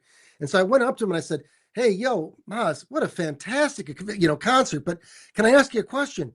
Your name, do you know where your name comes from? And do you know what it means?" And he says the most interesting thing. He says, "Yes." He says, "My name is Zoroastrian. So it's an ancient religious name. Right. And it means Mars, the protector of the moon. And had Mars not blown out, the moon would have blown out. And if the moon had blown out, it wouldn't have restarted our weather patterns. And if it hadn't restarted our weather patterns, you are absolutely right. Life on Earth would have ended. But because the moon restarted the weather patterns on our planet, because it allowed tidal locking to occur, it allowed high and low pressures, which are electrical, to create the weather patterns of air movement, of rain and snow. And it's what revived the planet from near death. Now, okay. So I'm going to ask you to include something into this model. Please do. I have to, only because you have agreed that we're not in a heliocentric model and that there must be some other model that explains the phenomena. I'm on board with that. So, but like I said, history is a very big place. And I have some very meticulously documented data sets, not data points, full data sets for something that appears in our sky every 138 years. And it has 58 centuries of data to support it. Additionally, another object appears in our skies. It's very different. It's almost like a super construction. That's the way I've always described it. Not as an intruder world or anything. This is almost like of technological provenance, but it appears like clockwork. 58 centuries of history documented every 792 years. And these are hallmarks of my channel. And I have whole books published about these phenomena. So if we have this massive, it's almost like you're explaining the electromagnetic changeover event. It's just masked in electrical.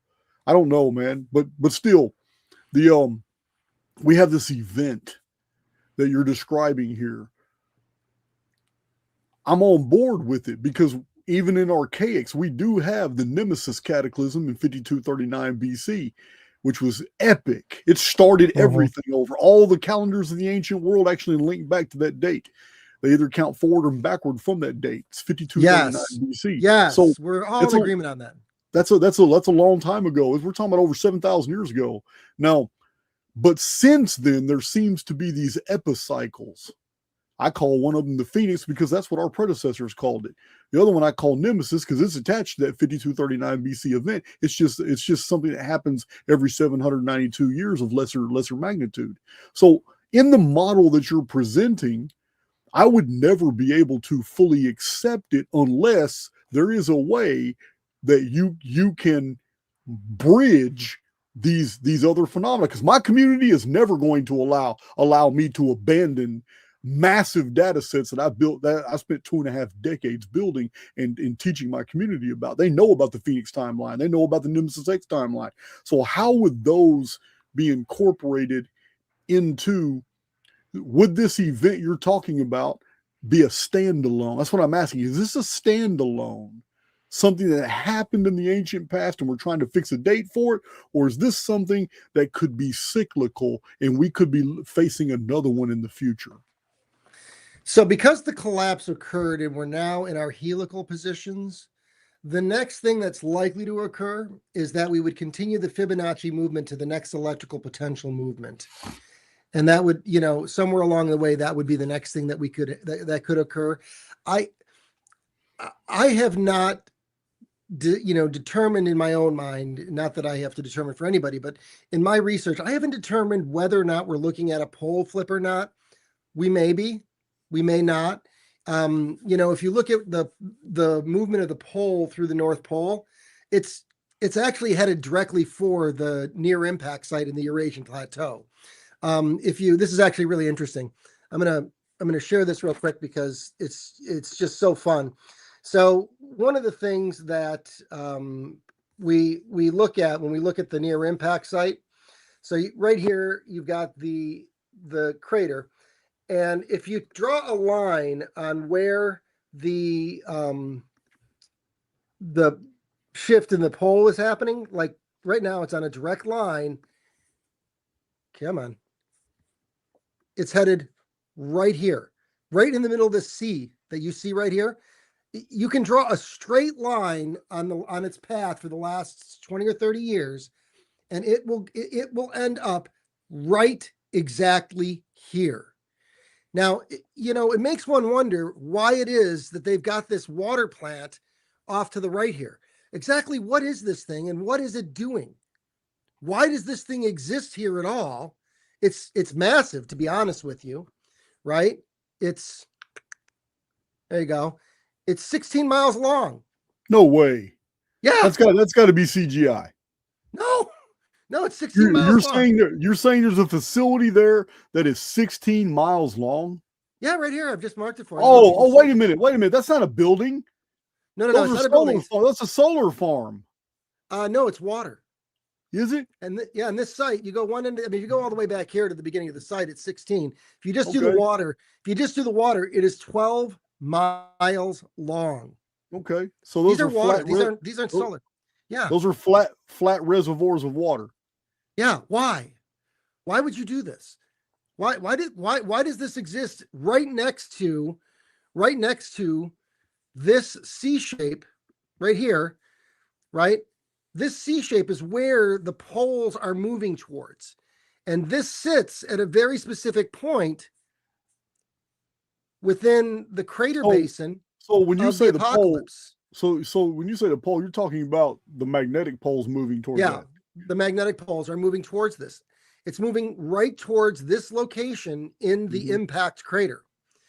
And so, I have a feeling that we're going to ding this location, which was, a location created in the apocalypse. But what it does after that, I don't know. If we were to say, Bob, is there going to be another cyclical event? I'm going to say absolutely. The next cyclical event is likely to happen when the next solar eclipse occurs, and that next solar eclipse, if you look at the model, passes right here over the center equator in 2044, I think. It's August of 2044, I think is what it is. It's going to pass right over here. Now, there's a reason that the Amazon River is at 0 degrees, right? Let me put this on here. Let me put the grid, right? Most people don't know this, but the Amazon is at the 0 point because it is an electrical discharge created in the apocalypse. It is an electrical discharge created as part of the electrical circuit equalizing the charge during this event. That's why the Amazon is not only the longest river in the world, but why it begins exactly at the equator. It is equalizing, think of 0, it is equalizing an electrical charge potential. It is discharging excess energy. And so in 2044, the next eclipse that goes over North America comes over North America, and it drops down over the equator, almost directly over the Amazon River. And I think at that moment in time, we will know exactly what's going to happen next. But, one of the things I should say about my work, because, I think this is very true, is that I feel fairly certain that the people at NASA, that the people at, these deep black government agencies, they already know about the apocalypse. I'm not saying anything to you that they haven't already figured out. This is the apocalypse, and the electrical circuit of the crust is the most closely held secret. And the reason is that if you understand what happened, then you have to start acknowledging why things are where they are electrically. Then you have to start acknowledging that the universe is electric. Then you have to start acknowledging that the mythology relates to the cataclysm and the apocalypse. Then you have to start acknowledging that certain things like our religions are just embodiments of an event we had trouble otherwise contextualizing. But the fact of the matter is, Ezekiel's perfect wheel is the interaction of the two magnetospheres, creating a rotating magnetic sphere as a perfect wheel. When it says that Ezekiel was at the edge of a river, the river is the current stream from Venus to the Earth. It is a story told metaphorically. And if you want to just understand all of this mythology from a very general standpoint, you just use the riddle of the Sphinx as your rubric, right? So the riddle of the Sphinx says, what walks on 4 legs in the morning, 2 legs in the afternoon, and 3 legs in the evening? And the answer is human beings, man.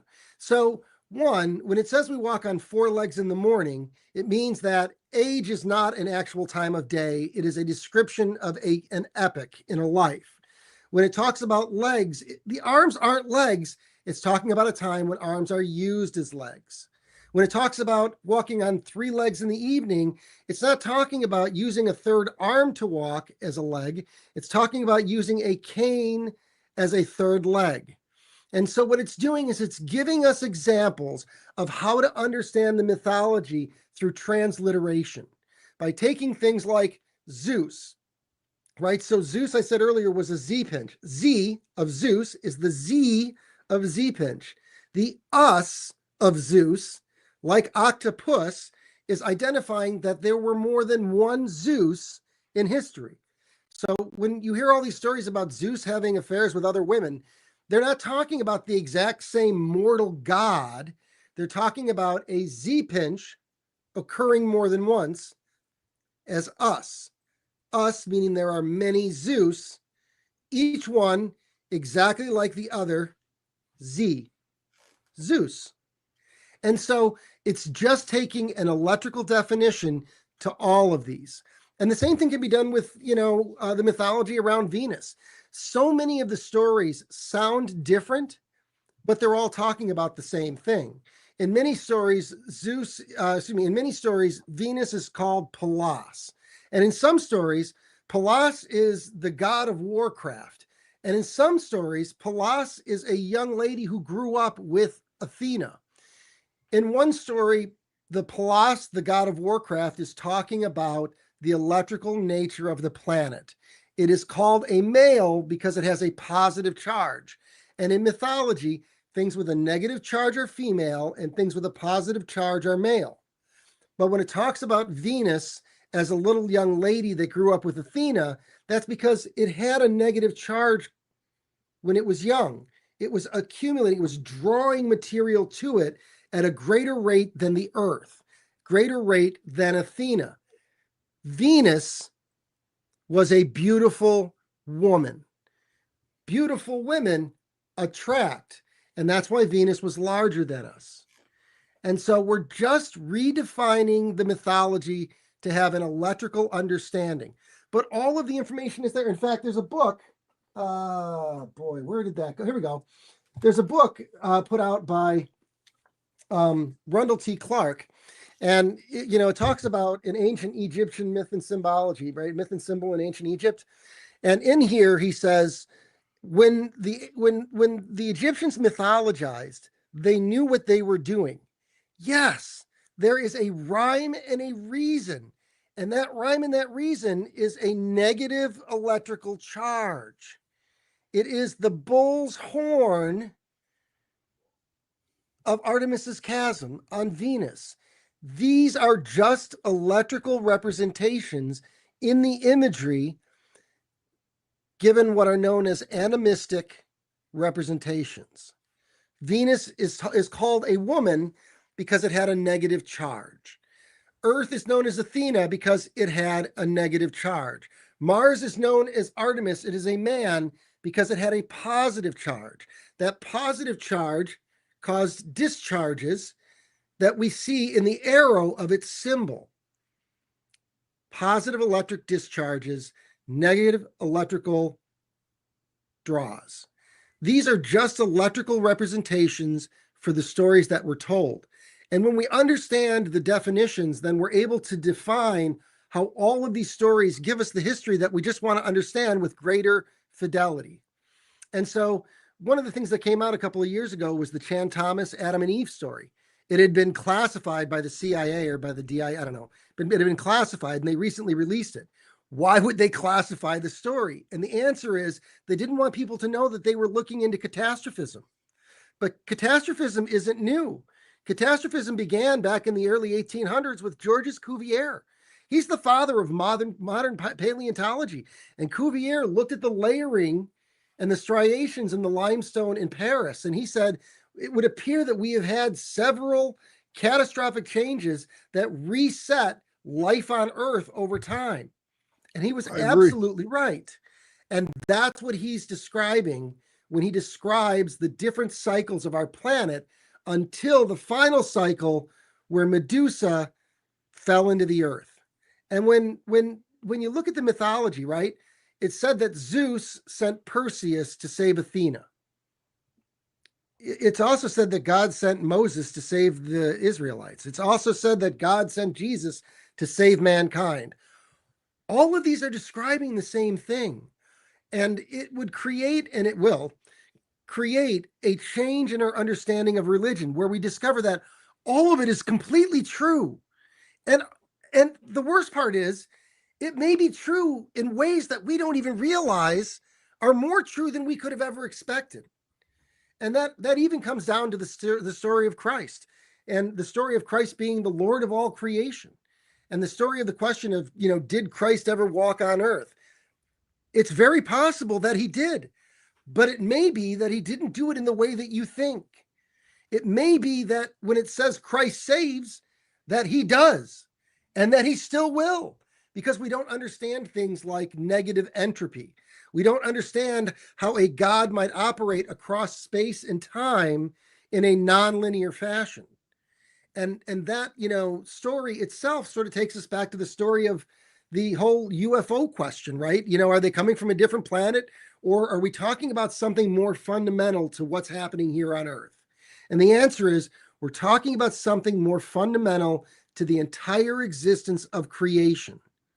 And so the work of Peter Levenda and Tom DeLonge in their books, God's Man in War, I recommend to all your readers, if you've not read this 3-part series, God's Man in War, that, you take some time to go through their work, and especially the work that Tom DeLonge has done in his other books, and understand that what they're trying to do is they're trying to reframe the idea that all of the gods are very real and that they have influenced us across time in ways that we don't understand, and that we have yet to fully acknowledge their influence in our history and in our future, because that's the key to the entire question. Is there something building in humanity towards a single moment in the future or not? And it's my theory and it's my belief that, yeah, we are being influenced in order to prepare us for a single transitional moment where we move into a new epoch of understanding of not only our past, but our future, a new understanding of science, a new understanding of the gods, a new understanding of what we represent in this world. Okay, that's well said. So, very few people have come on my channel and silenced me. So, I have many things to say and not enough time to say it. But I'm on board with the electric universe. It does explain a lot. There's no contradiction in the Archaix model, where Charles Darwin was very specific, and he's not quoted by uniformitarians, but he too was after on his voyage of the Beagle, when he wrote his book, and he traveled the world, to the Galapagos Islands and in Australia, and he noted all the different species variations. When he was done toward the end of his life, he wrote his memoirs, and he said something very profound. And this is the man by which they based the evolutionary theory off of. But one of the last things he ever published was that, this is a direct quote, he says, "There is no truer statement that our world has been destroyed multiple times." He was a catastrophist at heart. They just contorted his material and turned it into a natural selection evolutionary model. But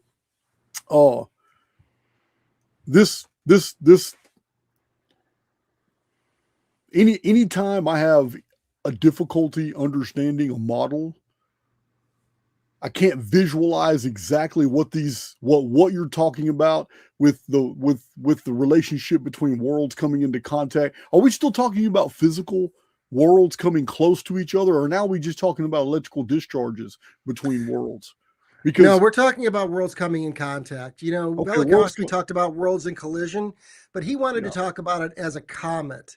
And the thing is, when I first looked at this, I'd found the crater in the Eurasian Plateau, and I was certain and fairly confident, very confident of what it was and what it represented, especially given that the Artemis chasm on Venus was the exact same shape and the exact same size as the one on Earth. But, when you look at just the utter vastness of space, you have to ask, how in God's name would a comet just happen to, glaze by us? And the answer was, it wasn't a comet.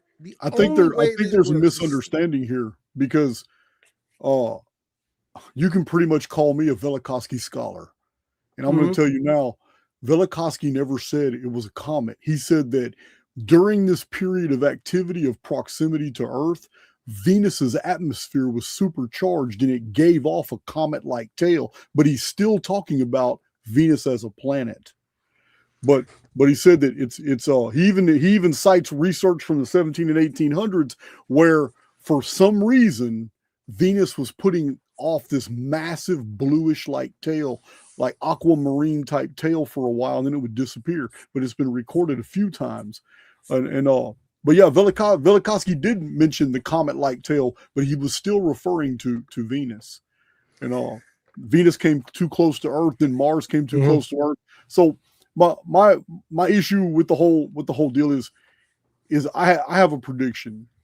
I have a prediction that you're first of all, my observation is that you're very passionate and you're very well read on what you're looking into, and because of this, I can assign a trajectory to you, and I don't think it's going to be much much longer before you hit a tipping point and you go full-scale simulationist and you realize that simulation theory answers all the anomalies that you just spoke about? I'm a simulationist. I agree with you. And this is where I think what we're going to discover is this yin yang set up within the universe. So, right, one of the things that Tom DeLonge and these guys are talking about is the idea that the intelligence of the phenomenon represents all matter in the universe. And if you look at the Septuagint, for example, the oldest written documentation, the Greek translation of the Old Testament, in the Septuagint, the being doesn't call itself God. The being calls itself the being one.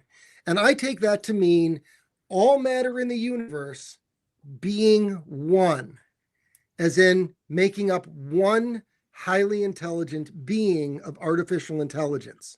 We are a single unified consciousness experiencing the individual. It is everything being one, and we are the one being all the people of the world.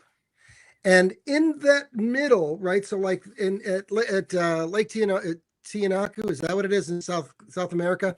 Lake Titicaca, outside Lake of Tiwanaku. Titicaca. There we go. Right.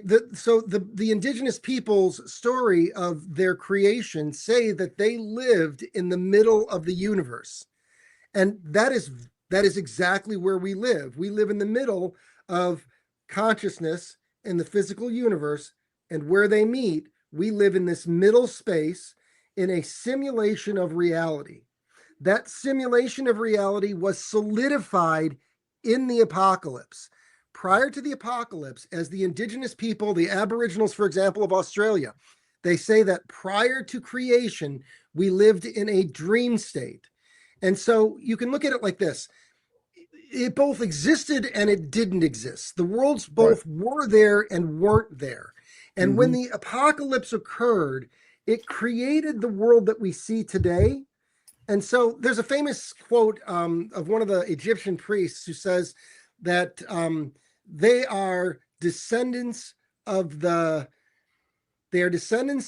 dignitaries of Zep-Tepi. Zep-Tepi being the first time, right? Descendants of the dignitaries of the first time. When they say the first time, they mean the very first time we experienced time. They don't mean the first time something happened as in, hey, we just created this great temple. We're the first ones to experience the temple. No. They mean they were the first people to experience time. That's why the dream Stele says year 1, month 3, the 19th day of spring. Year 1 is in the very first year of existence. Okay, so I'm familiar with Zep-Tepi and the Reign of the Shining Ones and the Egyptian material. So I'm going to continue my prediction now. Please, thank you. I'm sorry. There's going to be, sooner or later, you're going to come back to Archaix and you're going to hear something that triggers something in you that's going to set a chain reaction off many of the things that you just spoke about, and you're going to see it from a totally different perspective. And this is called tertiary fields, and it's when worlds collide. And it's something that Immanuel Velikovsky totally missed because he was trying to marry a uniformitarian universe to a very real phenomenon, which is recorded in the historical and mythological record, such as you conveyed. Velikovsky missed it because he's steady thinking in terms from a heliocentric system. So he totally missed what was really happening. Well, when worlds collide, this is why I'm a simulationist. Because when a world comes into contact with ours, there is an exchange of information. There's a tertiary field where all the magic happens, and all this plasma and electricity and all these ancient monuments and megalithic structures in a time period, a window of about 60 years when we can build things, we can fly, we can do incredible things, we can heal, our memory, our intelligence, everything is extremely enhanced. And there's also ecological changes where amphibians, reptiles, and all kinds of insects, fish, marine creatures, they grow to astonishing sizes, and the air pressure builds. It's a bubble, though, and it only lasts 60 years. And this is what I've documented in Archaix. But these periods of time, there wasn't one period in the ancient world where this happened. It's a cycle. And during that cycle, we literally have worlds colliding. And when they collide, It's the tertiary field. And it affects different areas of our world. It's never the whole world. One tertiary field convergence was on the southern hemisphere. And when it was over, it left a whole new life form that's never been found in the fossil record. But they're everywhere today, and yet they're proto-mammals. They're mammals that came before actual placentals. We're talking about marsupials. A true enigma. How the hell did they get there? Why aren't they in the fossil record? What are they doing there? And yet they came before mammals. What's going on? So different areas of our world have come in contact with other worlds. This is the tenet of Archaix, that we are in a simulated world that feels very real. And this is why we study Charles Fort, and this is why we study Corliss, William Corliss, the Sourcebook Project, and many others who have brought value to the table by showing us what's in these scientific and eyewitness reports for the last 500 years. That very anomalous and unusual things just fall from a blue sky. The living and the dead, fossils and artifacts just fall from the sky. Where are they coming from? They're not coming in as meteorites. They're just falling from the sky.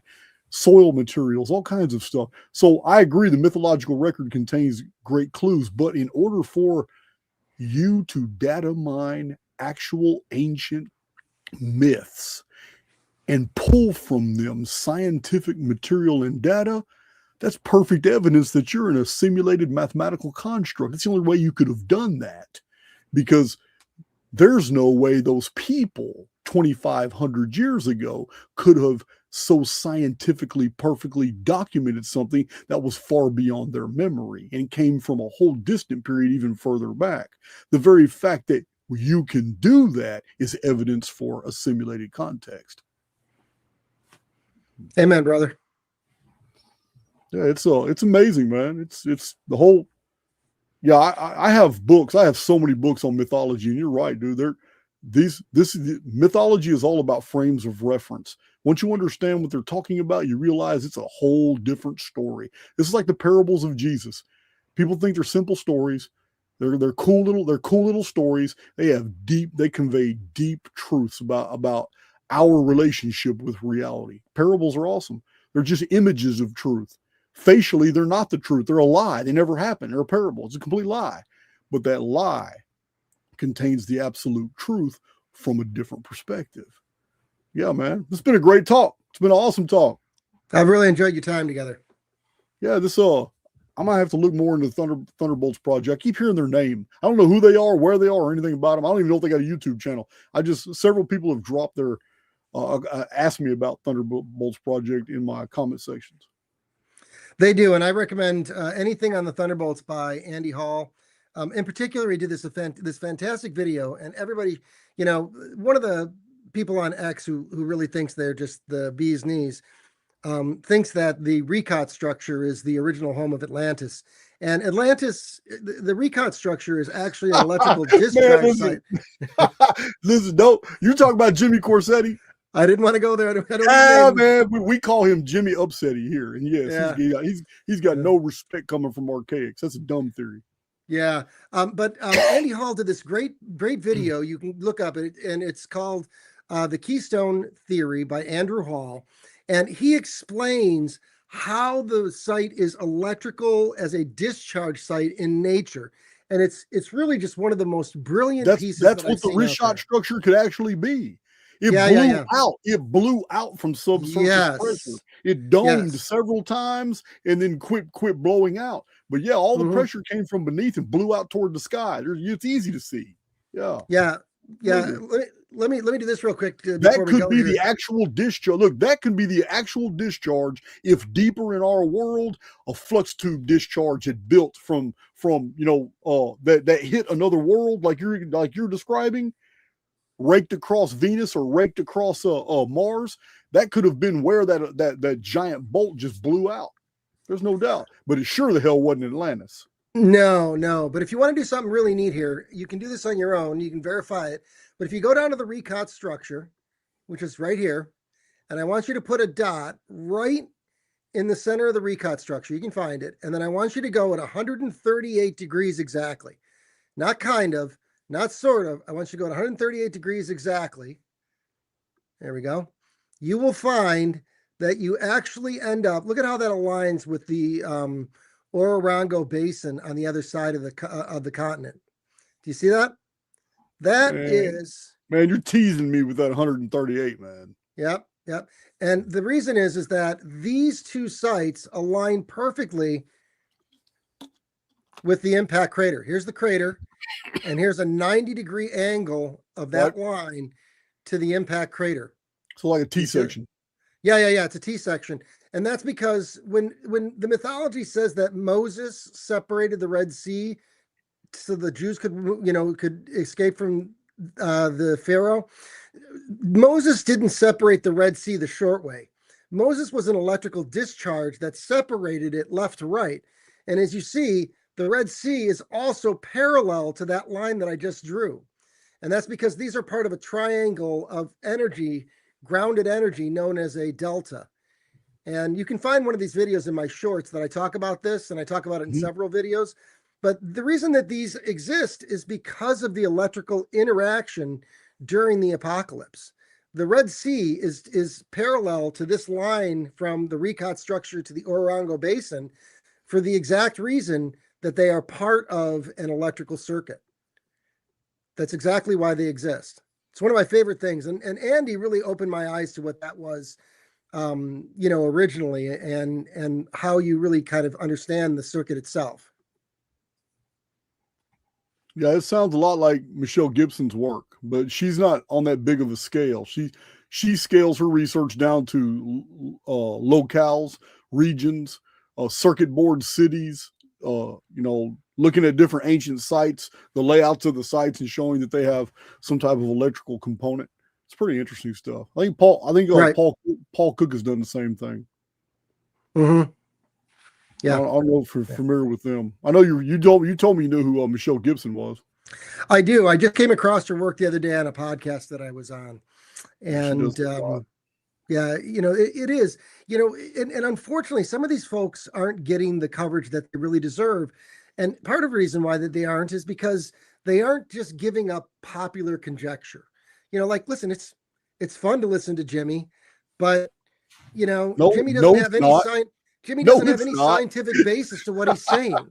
And so it makes one wonder exactly what it is about Jimmy's work that makes him so popular, other than, he's just kind of a nice guy to look at, I guess. I don't get it. I'm not impressed with Jimmy Corsetti or Jay Anderson or all those people that promote Graham Hancock. I want to debate all of them. I'm not impressed with any of them, man. Yeah, you're best off on my channel not even mentioning any of them because you'll trigger me. Yeah, man. Very good. Not even. Hey, you're a good communicator, man. I stayed quiet most of the time because I like to try and marry paradigms.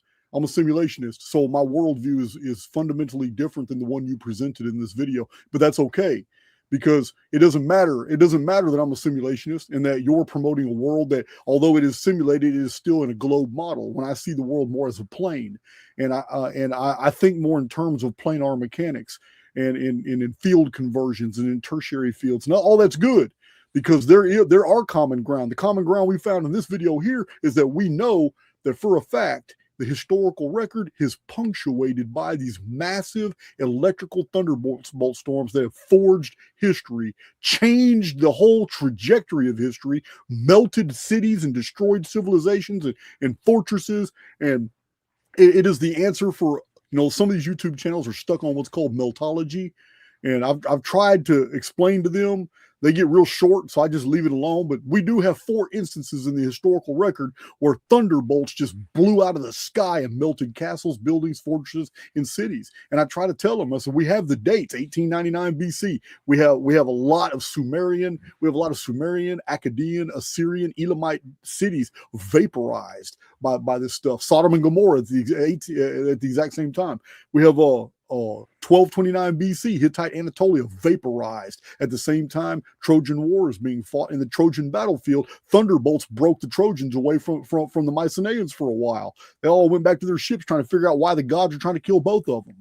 So the the next event was 713 BC, when all of a sudden the year changed from 360 to 365 days. And for about a 20-year period, all the civilizations of the ancient world couldn't figure out how to factor the moon counts anymore, because something terrible had almost happened to the moon, and it changed its. For 20 years, the moon was unstable.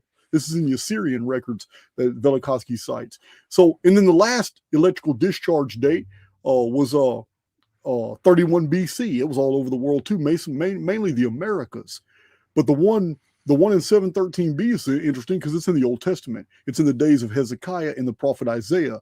And when 185,000 Assyrian soldiers under the son of the king, his name was Sennacherib, were leaving Egypt with their loot because they had sacked Egypt. They were passing by Jerusalem when the sun stopped moving across the sky.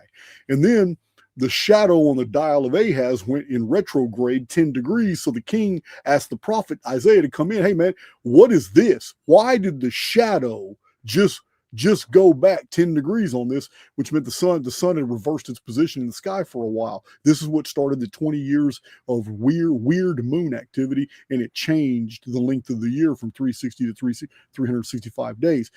But as it was going on, a thunderbolt, according to the book of Burke, a thunderbolt of God, which is also mentioned in the book of Isaiah and in Second Kings in the Old Testament. This thunderbolt of God vaporized that 185,000 Assyrian soldiers that were all in their bronze and metal armor, and the people ran out and looked at the area, and they found that the skin, their eyes, tissue, and skin had been completely rendered to dust, and only their armor and skeletons remained. That's in the Apocalypse of Burke, who was the personal scribe of the prophet Jeremiah. So all this is in the historical record and in religious texts about this massive storm of bolts. One of them actually hit outside Jerusalem because these guys were acting like an antenna. All these guys wearing metal, in a tight formation. But anyway, there's 4 in the historical record, and they account for a lot of these melted structures.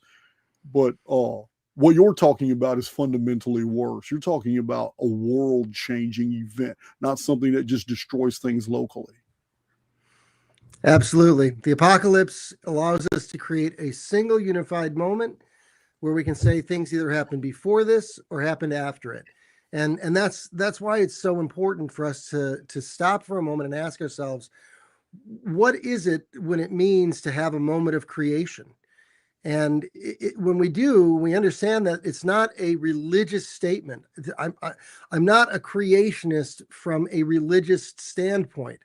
I am describing a literal moment in humankind's existence where the simulation began its creation. It's called parthenogenesis. Okay, there you go. I dig it. Listen, no, I got a video about it, parthenogenesis, and it's based off of a rock song from the 80s where they totally describe what you just said. And the name of the song is Parthenogenesis, and it is genius. It's so genius. The song is so genius, I had to do a video about it. So send me that if I don't, if you would, please. I'd love to hear. I'd love to watch that one. Oh, it's amazing. Yeah, my community knows. They've seen the video. It's but yeah, parthenogenesis is it's basically how we recorded the creation in mythological overtones, and how we were actually very advanced in the ancient world, and and the entire history of the world is basically us trying to catch up to that previous advancement before our world was destroyed. It is. And what's really fascinating is how those stories have been encoded. So, I've been working on the apocalypse for some time, and I'm driving down the road. My mind is still just kind of rolling on all these different ideas. And I went to myself, hey, wait a minute. Chicken Little, did the sky really fall? Oh my God. Is that how old and how often is that an example of the story being encoded? And so one of the things that I did was I went home and I did a Google story, and I said, hey, how old is the story of Chicken Little? And this is going to probably shock most people. The oldest recording of the Chicken Little story is actually 2,500 years old, and it's found in Hindu mythology in the Jakabarata. And in that story, 2,500 years old, the story is told almost as we know it, except instead of a chicken, it's a rabbit. And it's told that a rabbit was sleeping underneath a vulva tree when there's a giant rumbling in a racket that wakes him up, and the rabbit says, "My oh my, what shall I do if my world is destroyed?" And then the rabbit goes and the rabbit tells other rabbits who tell the flamingo, the story kind of goes up the chain until it gets to the lion. And the lion says, "Oh my gosh, who told you this? This is terrible." And then he follows it down and he gets to the rabbit, and he and the rabbit go out to the tree, and the king gets out to the tree and he says, "Clearly the nut fell from the tree. It hit the leaf that made the noise. It hit the ground that rumbled the ground. And this is what woke you up. Everything is fine." And so the story is told as being a story of inductive reasoning. However, if you read the Jacabarata story, you have to get all the way to the very last line in the story, which is being told by the master. And the master finishes the story by saying, "In this story, I am the lion." And what he's doing in that very last line is asking you, like a detective, to understand that the integrity of the story is compromised because the lion doesn't want you to know that he was wrong. It isn't just a story about the importance of inductive reasoning. It's an inductive reasoning riddle. I'm gonna have to add to this. So I kind of warned you, Mr. Burke, that I'm a very well-read individual, and I'm kind of blessed with a fantastic memory. In the text that you just cited, the literal translation of that text, even though it is from India, the actual translation of that title is Sayings of the Greeks. Now, it's not a new story. I'm not done yet.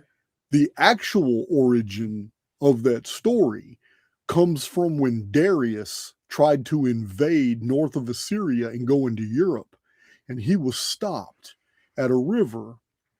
And this is recorded in the book of Herodotus, the Histories.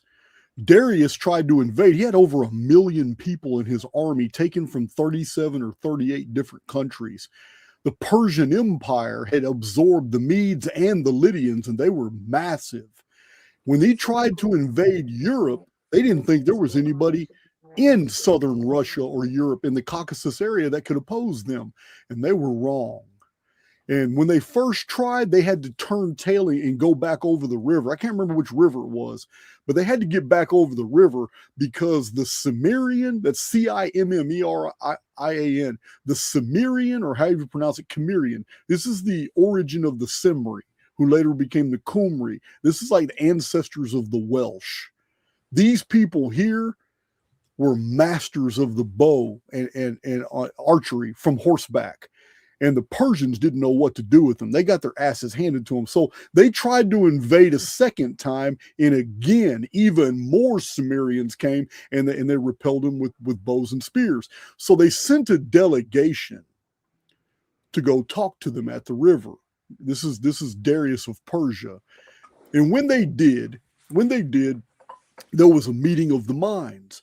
And the leaders of the Cimmerians came out, and they found a Lydian who could interpret with the Persian, and they talked to him, and they said, "Man, you guys are mighty and all this stuff." And the Persians found them fearless. So they asked them, "What exactly is it that you fear?" Well, he's trying to find some type of common ground or whatever. So what is it you fear? Because they're sorely outnumbered. And they were very, very matter of fact. And Darius and his entourage didn't know how to interpret that. But they literally said that the only thing that they fear is that the sky might fall upon their heads. And they were pressed for explanation. And that was the greatest story of their history, was that one day the sky had fallen. So this they break up, and Darius is still thinking about invading him, and they know it, so they send a message to him. And they send him a little basket, and it's got a frog, it's got a mouse, and it's got a bird in the little basket. And this is how they communicated. So the Persians get this, and they don't know what to think of it, but locals told them that it's a threat. If you don't jump like a frog back over that river, or if you don't hide like a mouse back in the burrows of the ground, or fly and get far away from here, then they also sent an arrowhead. It says, then you're going to meet your match with these arrows. And Darius of Persia, after hearing that story and after seeing that threat, decided to leave him alone. And I mean, I just telling you the story because what you told me was the Indian version was probably copied from the older Greek story that came from that time period. So it's that book you cited is called Sayings of the Greeks. There's a similar story told by Ptolemy when Alexander the Great was invading Europe. And in that story, he says, look, the only people that I've ever met that I had any respect for were the Druids. And in that story, the Druids had walked into camp and had walked up to him, and they had a conversation. And Alexander the Great, never losing the opportunity to learn, says, tell me of your world. And, he tells him of the world. And then he says at the end, he says, now tell me, what do you fear? And they look at him, and in the story it says, and one might expect them to tell them that they fear him as a great king. And they say, no, they looked at him and they said, no, we fear nothing except that the sky might fall down on our heads. He laughed, his men laughed. And as he walked away, Alexander called them braggarts. And he called them braggarts because they were talking about something that they weren't supposed to talk about, which was that the sky had actually fallen on our heads. I agree. Yeah, Alexander, is this the Gordian knot? Is this when he went and did the Gordian knot deal? I don't recall. I'd been doing a little work on the Druids. Because that was a real asshole. That was a real asshole move on Alexander's part when he went north and they told him no one's ever undone this knot and all that, and he just pulled his sword out and cut it. What you're describing is actually captured in the story of the Minotaur and the string, and it is the idea of escaping from the labyrinth. And what has struck me is that many of these stories that they are telling us are actually prophetic, in that what they're doing is they're describing a moment in time that they already knew to be true, that you don't untie the knot. You cut the knot in order for it to self-evolve, for it to come apart into its composite parts. And that's what the apocalypse really is. It's about this one moment in time. It's about slicing the rope in one spot. And in doing so, you're able to take all of the stories in mythology and legends and understand them right. So when do you think? I mean, I'm waiting. When is a good window of time for this singular event? Years ago, I got very concerned about the economic collapse. And one of the things about an economic collapse, due to a fiat economy, is that it's a mathematical certainty. And anyone who tells you that they know when it's going to happen is either a liar or a fool. So for me to tell you that I know when it's going to happen would be to make me a liar. Oh, no. You're misunderstanding my question. I'm not talking about the future. I'm talking about when in the past do you think this major event had occurred? The cutting of the Gordian knot, the Minotaur escaping from the labyrinth, all of these are describing the future. They are describing a moment that has yet to happen, much like Plato's cave. Plato's cave is told as an allegory. It's not an allegory. It's a prophecy. It will be a moment in time where we in humanity decide to exit the cave and realize that staring at shadows and competing and arguing over what they are and judging which one is better completely misses all of the beauty in the world that exists outside of the cave. And that the chains that keep us are just illusions. That all of these are affectations to a world we will soon leave. And so when we look at the question of God's man and war, when we look at the question of the apocalypse, and we look at the question of disclosure, right? When are we going to know the truth? I mean, Representative Anna Luna, right? She said several times, look, I can't tell you any more than this, but what they're telling me is that if you want to understand the UFO phenomenon, you have to go and you have to read the Book of Enoch, and you have to understand ancient religions. Yeah, no, she's absolutely right. And we are headed for a moment where that's exactly what will happen. But one of the subjects that I've studied is psychedelic science. And there is a substructure in the brain that creates our patterns. It's part of the Skinner's operant conditioning. The pattern creation that we live in is actually part of a structure called nectin-3. The nectin-3 adhesions in our brain are dissolved when you have a trauma.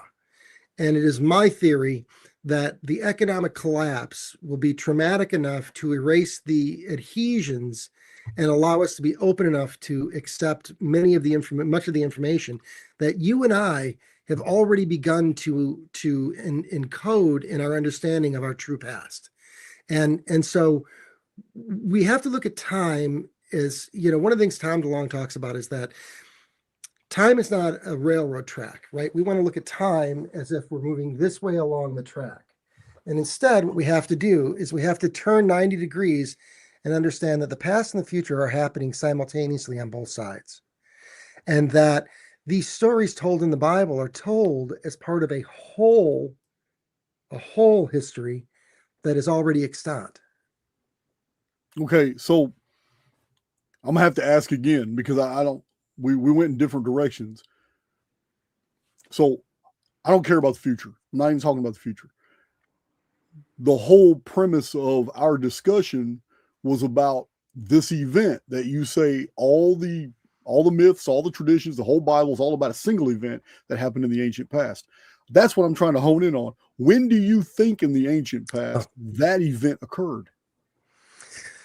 This is one of the hardest parts about this is that, one, it's not 10,000 years ago. It's not the Younger Dryas. One, the ice ages never happened. I just did a video on this. You're welcome to go to my channel. Really? Wow. Yeah, the ice age never happened. There's I don't believe it did either. The evidence that they point to around the world, it was all created with electrical discharges. And, here in Wisconsin in particular, you have the driftless zone. It formed the Wisconsin Dells, all of these areas were formed by electrical discharge. They weren't formed by glaciers. There was a very cold onset, a very rapid onset at the end of the apocalypse. And that happened for electrical reasons, just like a refrigerator, right? Just like a refrigerator. Refrigerators don't add cold to the refrigerator. They remove heat. And in the discharge that ionized Venus, it pulled the heat out of the circuit on the other side of the planet. And that's why the mammoths in Siberia, that's why they're finding these mammoths encased in mud, instantly frozen. They were frozen instantly at the end of the apocalypse. But there were no glaciers. The idea that there were giant glaciers across North America is total, complete, and utter bullshit. Have you ever read Ignatius Donnelly from the 1880s when he published a book called Gravel and Ice? It's called Atlantis, Fire, Gravel, and Ice. He just put the word Atlantis to sell more books. But what he shows in that book is phenomenal. And it's a whole nother theory that completely displaces Ice Age theory. He explains the errata, the gravel distribution, how all it shows that glaciers have actually moved in totally different directions than the Ice Age model even promotes. It's really fascinating shit. But I'm going to give you a date. Mm-hmm. I'm going to give you a date, and I'm even going to back it up with a video. I'm going to give you a date for that event, 5239 BC in the month of May. I'm very specific. And what I'm going to do is within 4 or 5 days, my whole community is listening to me, and they will, a lot of people watch this video by tomorrow, but I'm going to make you this promise. Not only am I going to give you the date 5239 BC, but in 4 or 5 days, I'll drop a video to support that, and I will overwhelm you with calendrical data showing that all of the calendars of the ancient world counted back from that event. Mm-hmm. I'm going to blow your mind. I've got the data. I just haven't put it all together yet, but I'll go ahead and do that because it'll remind people of this video. They'll come back and want to listen to this video when they find out that I just dropped this one because of the discussion you and I had. But that's how confident I am based off my own historical research that the event that you described, it does have a date and it started everything for us. And I'm calling it 5239 BC. If I had to choose something, specific, I like the count back of the Jewish calendar or the Chinese calendar, both of which put this about 5,800 years ago. Why else Did would you you say start you counting? said 58 or 15? No, and this would put it about 3000 BC, but about Okay. All right. 5,800 years Yeah. ago. That's their calendar count. Close to the start of the Mayan long count. Yeah, yeah. I mean, these calendars started at specific times for specific reasons. People in different parts of the world didn't just suddenly decide to start counting together. And so I'm not saying that those are, and the reason I say I'm not saying that they are is because I'm not certain that time in those early years represented the same linear representation of 365 days as we see them now. I know they didn't. I'm very well aware they didn't.